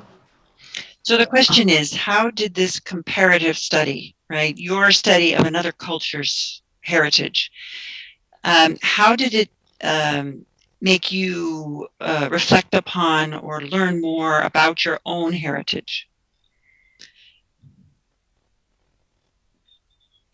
So for me, I think that the whole experience was a great experience. So for me, I wasn't paying attention for a lot of details in our Medinas and everything. But when I visited them back for helping my Malaysian friends, I was reflected more on some things that I was passing there like for 100 times in the Medina of Tunis. and it was my second time in the Medina of Kairouan. But I noticed that there is a lot of details that I didn't give them a lot of importance. But day after day, with the correction session and everything, I discover new things, and I want to ask more the people who is living there. I want to learn more about it, and it's the same Wonderful. thing for the for Malacca. We didn't visit yet, but now I feel that I already visit the town because like watching these videos, these photos, the sketches and everything make me feel that I already visit the town, and I hope that inshallah that I will visit Malacca, and for sure that we will learn more if we are there, because even with the photos and everything, you don't feel the real emotions and everything. And That's thank right, you. inshallah. Yes, also I want to add something. What mostly makes Malacca special is the fusion of culture because of the variety of races, of course, which is something that we don't find in the Medina of Tunis, as our group of Tunis discovered that there is a church or uh, the facade is doesn't give the aspect of a church in the Medina to not offense the inhabitants there. So there is this harmony in between the races in Malacca. What we can find in the Medina of Tunis. Of course, maybe because the majority are Muslims here. Terrific, thank you. Excuse me if I just can add okay. something, Ahmed. Yeah, go ahead, sure. Yes, thank you. In response to Dr. Anne, I think that behind the comparison of this comparative study between different cities and the heritage and trying to understand the heritage values through cities, even in Tunisia or in Malaysia, I think that give us the opportunity to have a global vision of the cultural studies and to understand more the overlaps and the cross roads between historical facts, cultural facts, and urban facts, and to understand how we make the city and how we make the history of a city and how we make the culture of a human group. This is the main and the implicit aim of this work. Wonderful. Thank you, Madam Asma.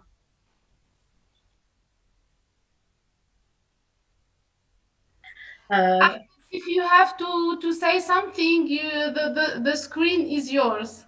Okay, I just want to say something to add to Nora what she was talking about the church, because I already visited this church, and when you visit this church, you will notice that it's too similar to the houses in the Medina, with the courtyard and every details. It's the same like so, but for Malacca, every place have its own style and its own colors and everything like every monument that we work on it, it's different style, architecture style, details and everything. Thank you, Ahmed. So, are there any more questions? I think due to the time constraints, maybe we will move to the next segments.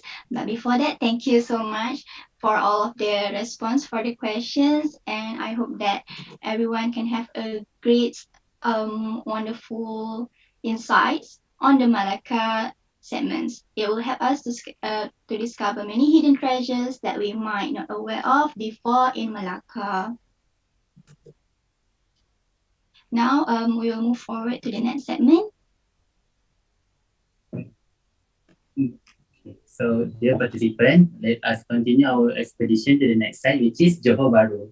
So, we may welcome Sister Noha Jamal and Tessa Layet to present the output collected through the case study of Johor Bahru. So, the screen is yours. Hello everyone. Thank you, MC. I wanted now we are finally gonna present the city of Shahor Bahru, finally. And I'm glad to present to you our work, our findings, and research about the city. So now sharing this screen where we have our website where we shared all of our studies. We will have a tour of this site at the same time as we explain our main findings and main keys for we think for understanding this city. So first of all, and I wanna present our team.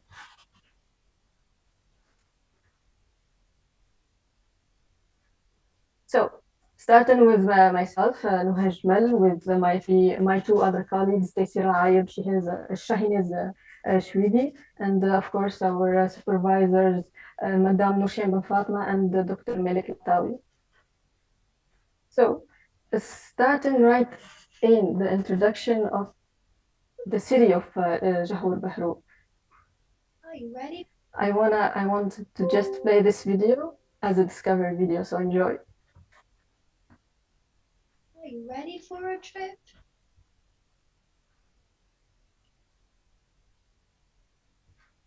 Let's go.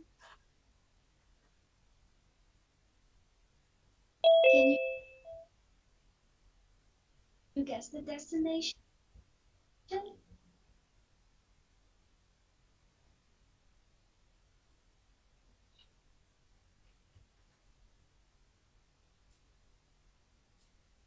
Let me give you some hints.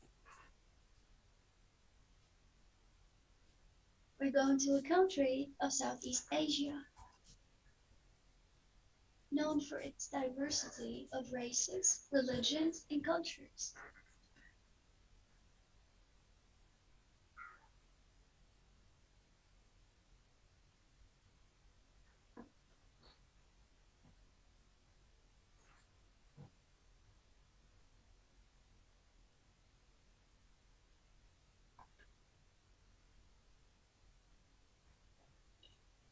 Four UNESCO World Heritage Sites are found there.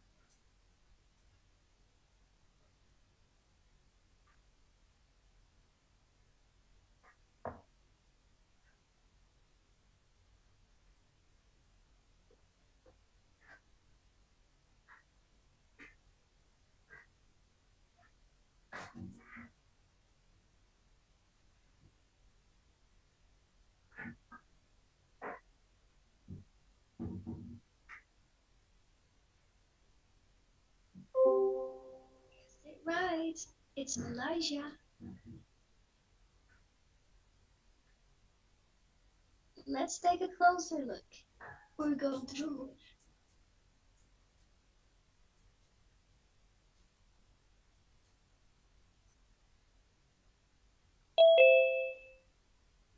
More specifically, Johor Bahru. It is the capital state of Johor, located at the southern end of peninsular Malaysia. Time for knowledge. Let me tell you some facts about Johor Bahru. The climate in Johor Bahru is a tropical rainforest climate. That means that there is no pronounced summer or winter. It is typically hot and wet throughout the entire year, and rainfall is both heavy and frequent. Don't forget your umbrellas. The typical vernacular houses in Johor are called rumah timas, sophisticated architectural process ideally suited to tropical conditions. These houses are raised on stilts. Their roofs are also raised, pitched, and broad overhangs. If you want to know more about this, please check our presentation on the website. Johor Bahru is a welcoming city in terms of festivals and culture. as it is open enough for everyone to practice them ethically and religiously. Johor Bahru is rich in its natural heritage, including forests, waterfalls, hot springs, and it has several sites that have been declared national parks. Am I the only one getting excited to see some pictures? Let's start with the first album, and it's about architecture. Actually, architecture in Johor Bahru is extremely rich because you can find historical buildings, but also super contemporary buildings, such as huge skyscrapers. Let's take a look.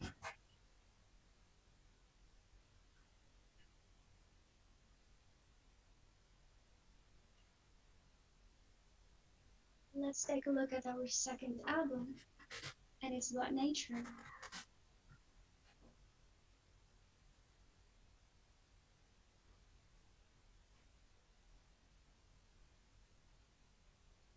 Wanna take a look at some fun? Let's see the festivals.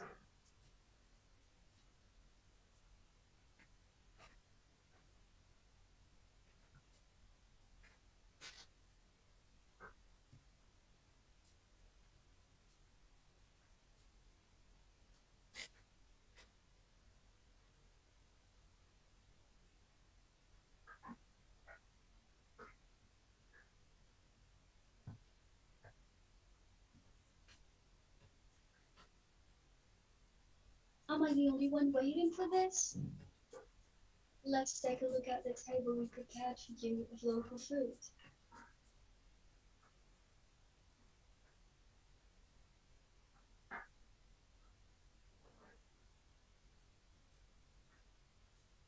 Thank you for your attention.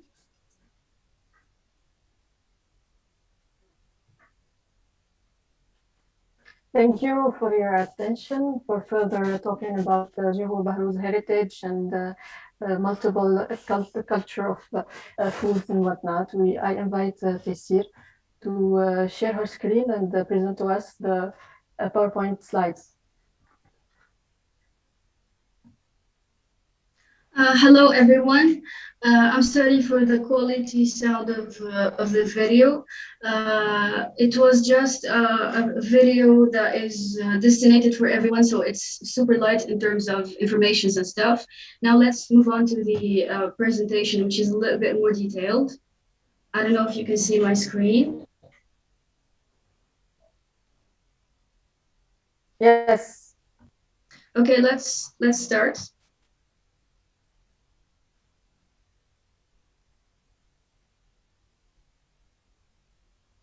Those are our team members.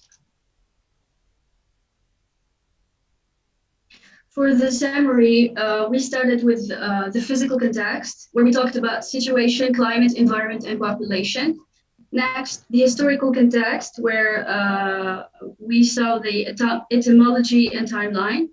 For the heritage, it's intangible and tangible heritage. And for the topology, we talked about landscape, local architecture. In this presentation, we'll find voice records inserted in some slides and that contain information. If you want to know more about the topic, you just can click on them. So for physical context, we've already seen the localization in the video. So this is Johor Bahru. For the climate, it is a tropical rainforest climate. The temperature is very solid throughout the year and the rain falls throughout the entire year.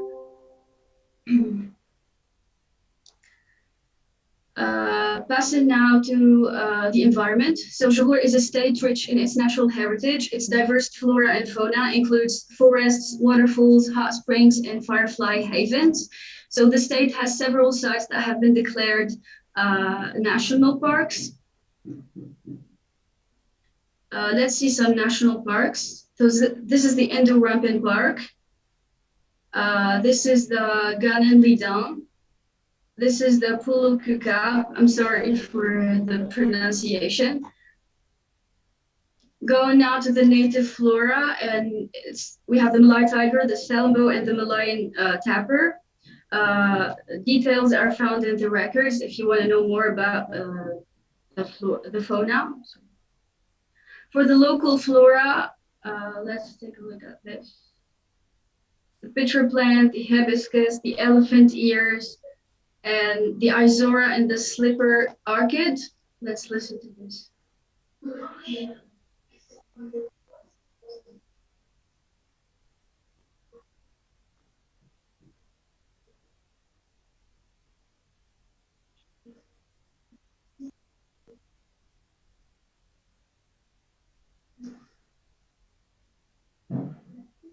Now for the population, let's listen to this record.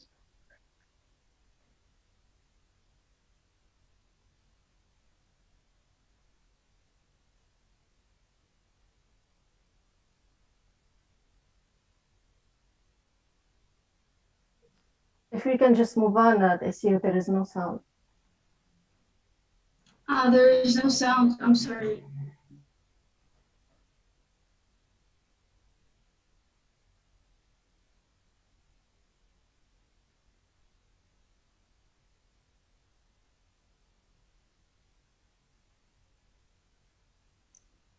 Unmute yourself, If you can activate the mic, please. I'm sorry for this.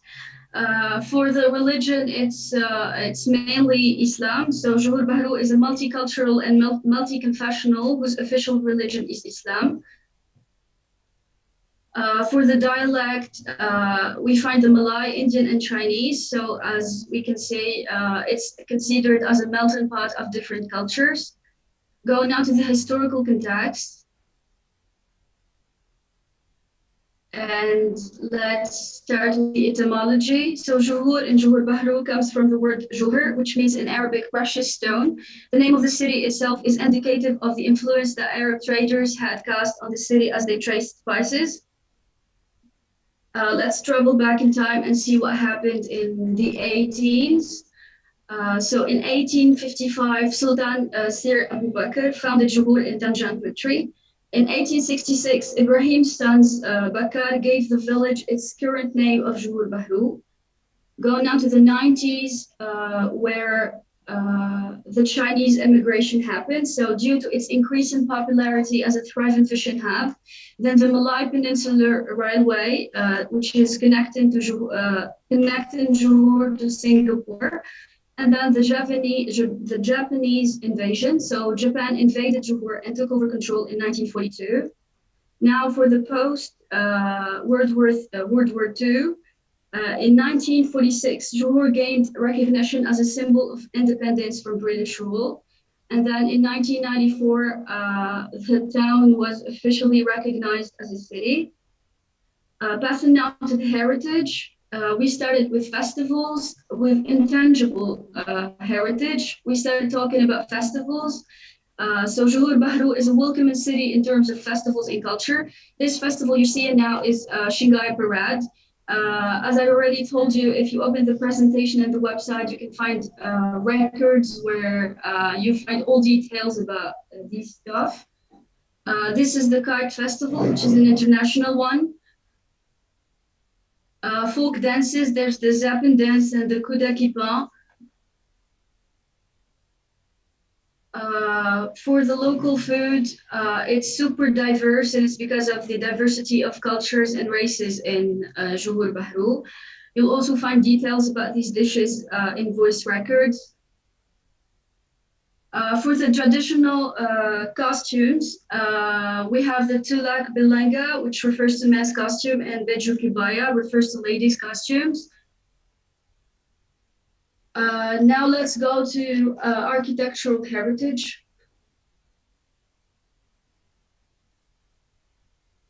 So Johor is multiracial and multicultural and has always been exposed to both Eastern and Western influences. So its architectural heritage is thus a showcase of its tapestry of cultures. Each race has its own unique architectural styles, and when blended into its rich colonial past, traditional buildings are truly a mosaic of architectural wonders. Now let's talk about typology of Johor Bahru. Let's start with landscape. So we'll see the history of urban morphology. We have the establishment between 1855 to 1887, the expansion, the diversity between 1920 to 1940, the classification, and then the modernization. And Nuhe will tell you more details about it in the urban analysis. Now let's go to landmarks. We have historical landmarks, which we've chosen Sultan Ibrahim Building, which combines colonial and Malay architecture when its Saracenic design and tower making it a landmark in Johor Bahru. We've done an architectural analysis about it, so you'll find the detail on the website. Now going to a religious landmark, we've chosen Sultan Abu Bakr State Mosque. This mosque sits on top of a prominent hill overlooking the Straits of Johor Bahru. A functional landmark, which is highly frequented, it's Johor Bahru Central. It is planned to be the main hub for rail and hub bus transportation in Johor Bahru. Now, a visually noticeable landmark, which is Menara Jiland. It's a big skyscraper in Johor Bahru. Now, let's go to local architecture. So sophisticated architectural processes ideally suited to tropical conditions, and the typical vernacular houses in Johor Bahru are called Rumah Dimas. Let's see the characteristics of these houses. So those houses are raised on stilts for safety and practicality, and it keeps the house well ventilated. For the roofs are raised to allow cross ventilation, pitched to allow rapid water runoff during heavy rainfall, and broad overhangs. So overhangs shade from direct exposures to heavy rainfall and sun. This is for the lighting level. The lighting level is super cool in these houses. The roof spaces, the building material is super light. Now for the typical plan, this is the typical dispatching of a house. So we have two entrances, a primary one and a secondary entrance, and this is the typical dispatching of it. Thank you for your attention, and I'm gonna give back the word to Nuhe. Thank you, Taysir. Thank you. If you can stop sharing your screen.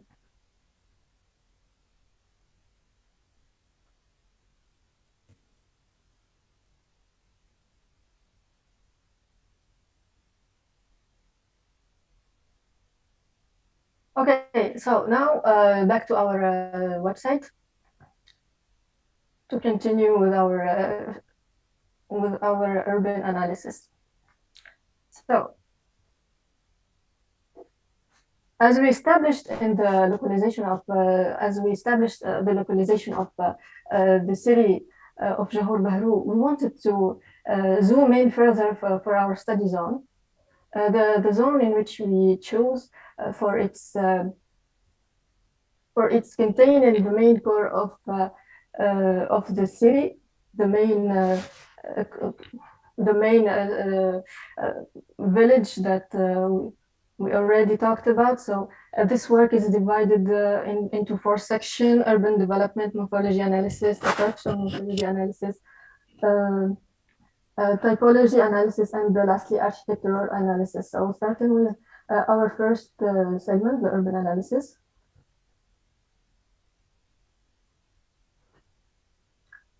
So starting off with a history timeline of the development of Johor Bahru. We can see the small village of Chinese fishermen starting to take place near the river of Segat River, and encouraged by the Sultan at that time to immigrate and form a local cultural hub. So at the time, later on, and with the dawn of the 20th century, more roads were needed, and the population increased. needing new infrastructure. So by the end of the 1980s, the Chinese water-based market had disappeared, and it was turned into roads and parking space, and the urbanization of the city took off with a new proportion, buildings demanding new proportion urban space and urban scale. So with all that being said, we noticed the special link that the Sagat River had with the urban development of Jahor Bahdur throughout history, whether in its existence or its disappearance. And the link is also very tied to our debate in the past segments where we asked the question on where should we sacrifice the modernization and the needs of our modern society for the benefit of keeping the heritage alive. So a little background on the Segeta river. So I'm gonna read you a quote in the Iskandar magazine. Sangay Segat was a port and harbor through which local produce was exported and goods were imported. The virgin jungles of Johor were the state's earliest resource, which provided many kinds of jungle products like damar, rattan, wool, oil, camphor, ebony wax, sandala wood, and other types of wool. So we can really touch on the main importance and significance of this river for the development of the city. As we can see in the pictures, the movement and livelihood of the river with the little fishermen boats and whatnot. Later on, as we mentioned in the urbanization timeline, just early on, the urbanization of the city took another toll, another policy, another mentality, and they preferred to build highways and the other buildings on that. However, today we can notice the Segat landscape and beautification projects aims to bring back the charm of the original core of the city of Johor Bahru and the Jalan Aten Hiokni street. So we can notice new types of projects that the city is trying to do and make for bringing back the charm of this core main area. So as we can see, the work in progress has been delayed in causes of the pandemic of the COVID pandemic. Of course, the project is still work in process. The water is still not in good shape, and the locals still are complaining about the smells and whatnot. So, moving on to our second segment of this presentation, after touching on that core urbanization key, the morphology analysis, where we explore the city access points first, both local and international, because as we know, as we saw in the general presentation, the Johor Bahru has an international link to the country next to it, which is Singapore.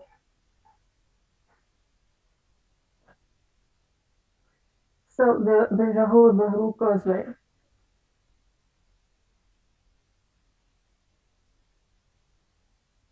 The Johor Bahru Causeway connects Malaysia to Singapore, and at its Malaysian end, we find the Johor Bahru Immigrant Custom Quarantine and Security Complex as the Bahur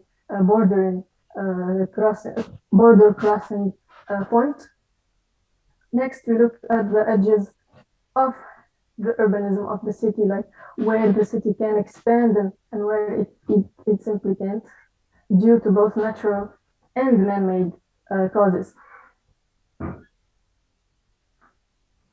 So we can notice the green space First edge, we have the natural edge of Johor Straits and the green spaces. Next, we have the infrastructural edge, the railroads and the highways of the city. As we made our virtual tour of the city in Google Maps, in which I wanna thank technology for bringing us all today together and for letting us have this virtual visit.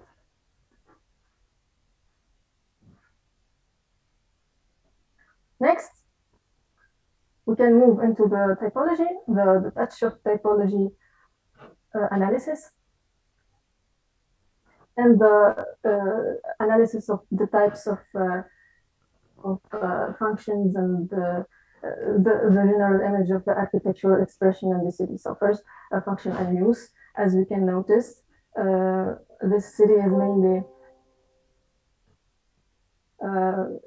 is mainly mixed use, mostly. We know that the economy of the state of Johor is mainly based on services and manufacturing.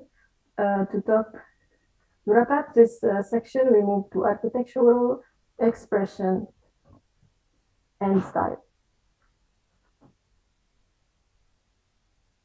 So, first thing that everyone can notice that the diversity is very, very well presented and very, very well seen in the city. As we can see, the Chinese influence, authentic Chinese buildings are standing up and proud in the city. The Indian influence, the colonial British influence, and of course the touches of the modern era with the new building materials as steel and glass.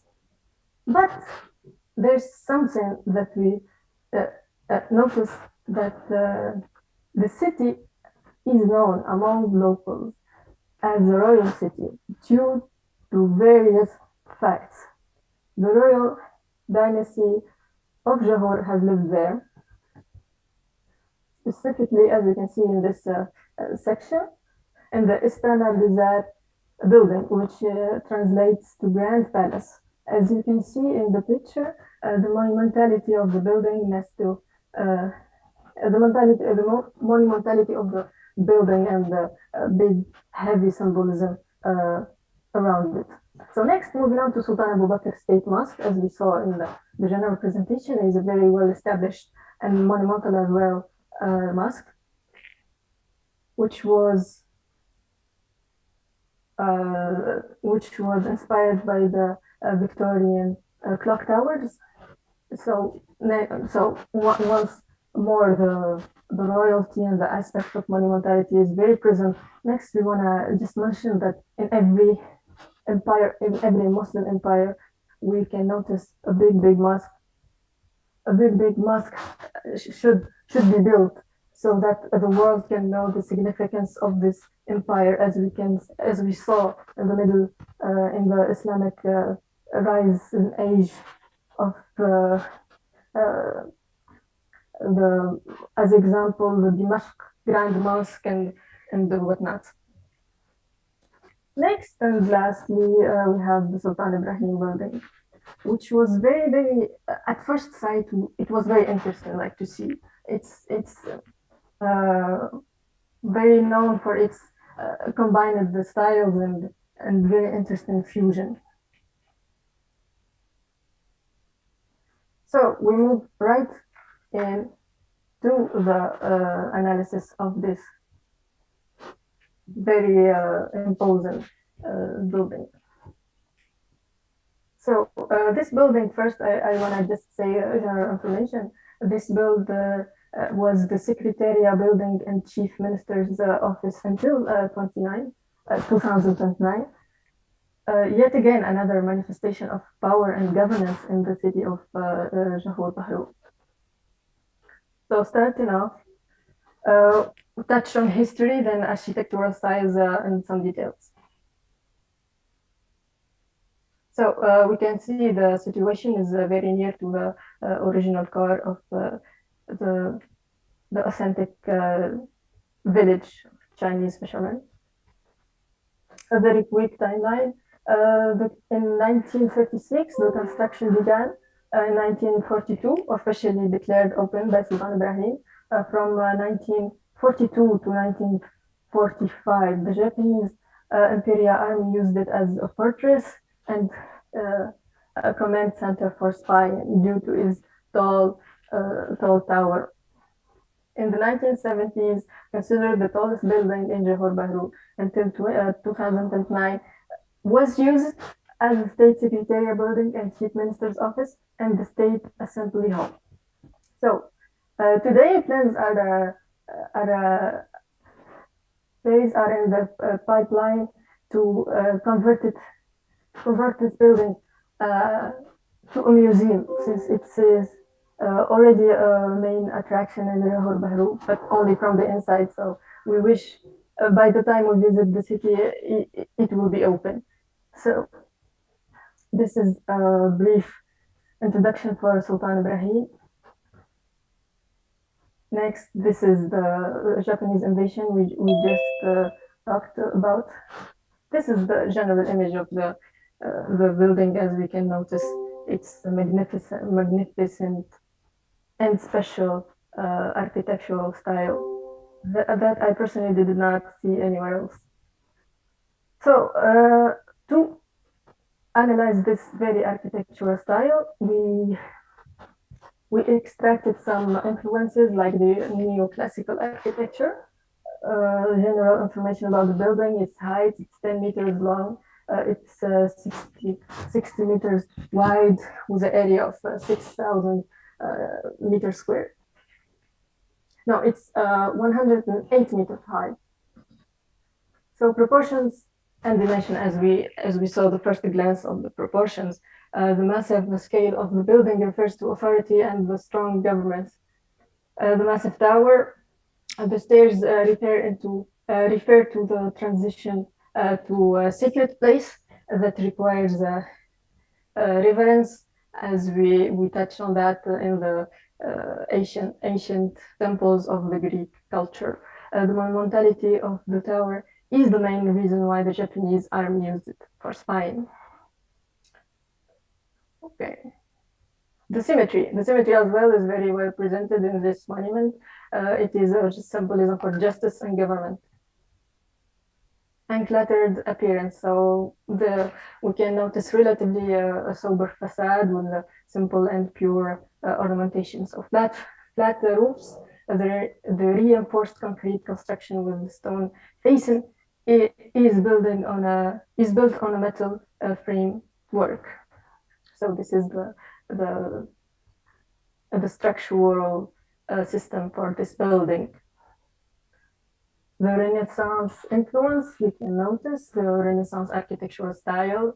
Next, the Arab architectural style with the musharabi, that is the veil allowing transparency and preserving intimacy. Islamic architectural style.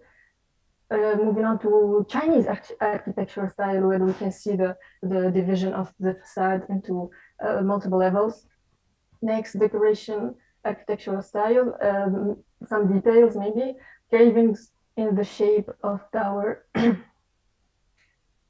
at the entrance and on the pillar, where the various carvings of plants and leaves of clovers and black pepper, these are significant as they were once the two main products of Johor.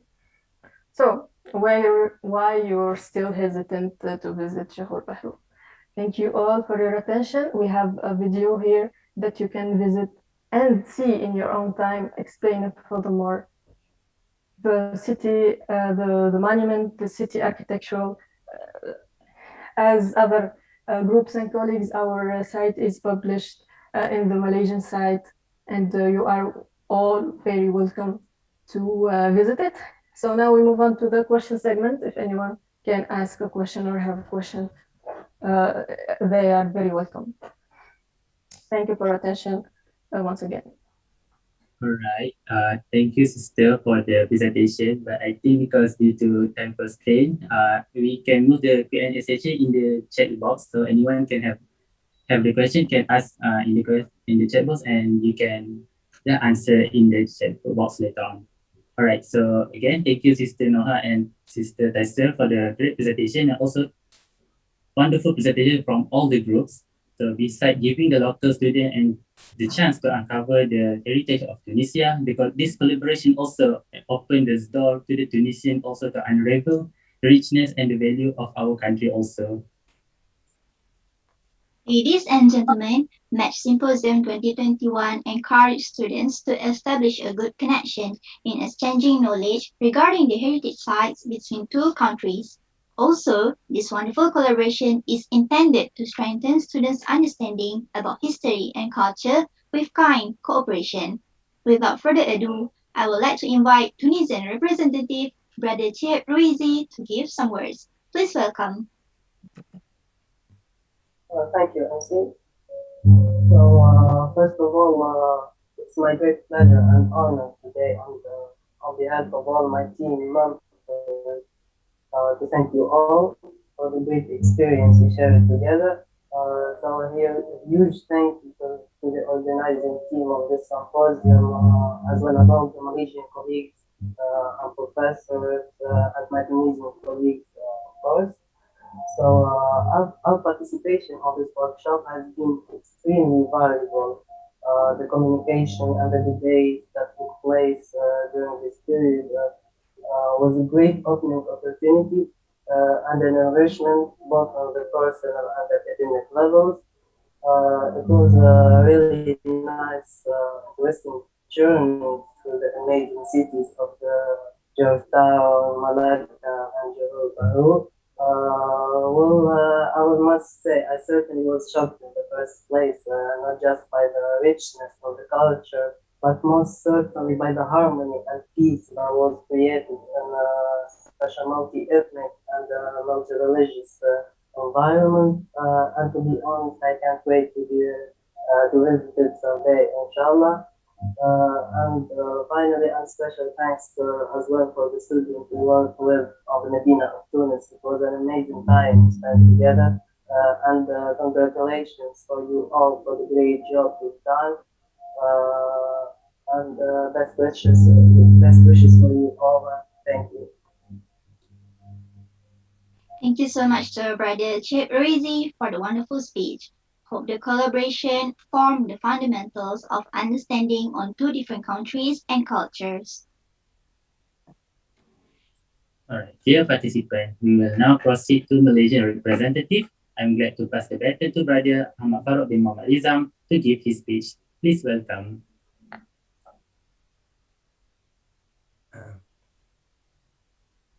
Great speech there from Brother Chihib. So, Assalamualaikum, good evening and a very good morning to all the Malaysian and Tunisian delegates. I am honored and humbled that I have been asked to represent the Malaysian counterpart for this event. I'd like to take a moment to thank a group of people who I simply feel haven't been thanked enough, mainly focused on my matters team, and also both of my beloved lecturers, Dr. Nohanis Diana and Dr. Hazan Nohaza, for their hardworking effort as our advisors for the planning of this event. Not to forget my beloved friends and lecturers from Tunisia for their wonderful effort and guidance in helping us to make this event successful. Before anything else, I think our batch can be considered one of the luckiest batch as we have the opportunity to collaborate with an amazing and wonderful country for our cultural heritage subject this year. This collaboration helps us in identifying Tunisia as a hidden gem located in North Africa that must be discovered by the world because of their amazing culture, tradition, architecture, and also their landscape.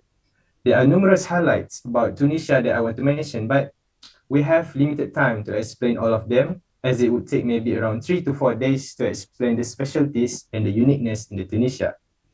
The three Medina all have their own unique characteristics, their architecture that have the influence from various countries, such as the Roman, France, Turkey, and others. From that scenario, it has created multiple forms of culture and tradition in the country. I almost forgot to mention about the delicious food that are located around the three Medina. It is almost the same with the places in Malaysia also, because we know that a lot of tourists are attracted to the foods, and it is one of the main reasons why I really wanted to go to visit Tunisia one day and to try all their delicious foods and delicacies, because it's impossible for anyone to hate food. Am I right? Okay. So lastly, I hope this relationship between the Malaysian and Tunisian can continue until we have made a strong relationship where with each other we can provide help to others when needed. This has become a vast experience for us to collaborate with them, and we will cherish it forever. As in Malay, we will say, tak kenal maka tak cinta. If translated, it will be, if we wanted to love something, we must have a good understanding about it. So I think I have reached the end of my speech. And thank you again from me and my team to all the people for helping us in making this event successful. I just want to add a special phrase. Although we're separated by distance, deep in our hearts, we all know that there's one thing that holds and ties all of our hearts together. And I believe that will be from this wonderful symposium. That's all from me. Assalamualaikum and thank you. All right. Thank you, Radia Ahmad Farooq Muhammad Rizal, for the insightful speech. So I hope the collaboration between two countries, Malaysia and Tunisia, establish a good relation and knowledge. Thank you. Dear participants, thank you for the wonderful cooperation for today's event. For improvisation purpose, we would like to invite everyone to answer a short survey we have prepared regarding the virtual exhibition. It will appear on your screen shortly. Thank you.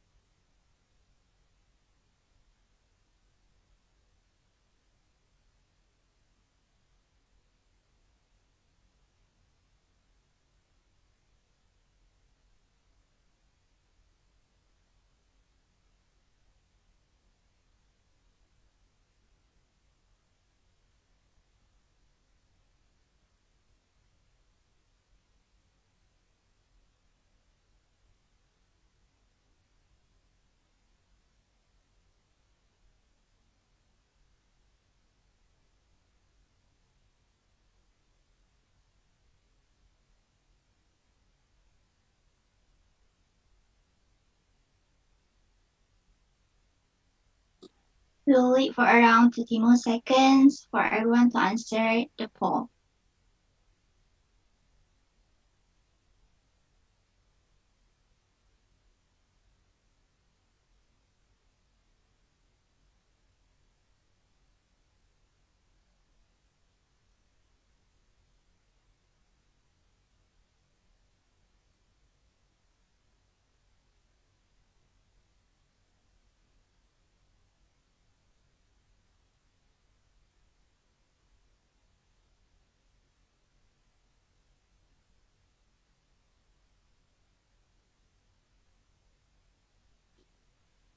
Now, ladies and gentlemen, to keep our memories alive, let us have some snaps of our moment through this visual photography session.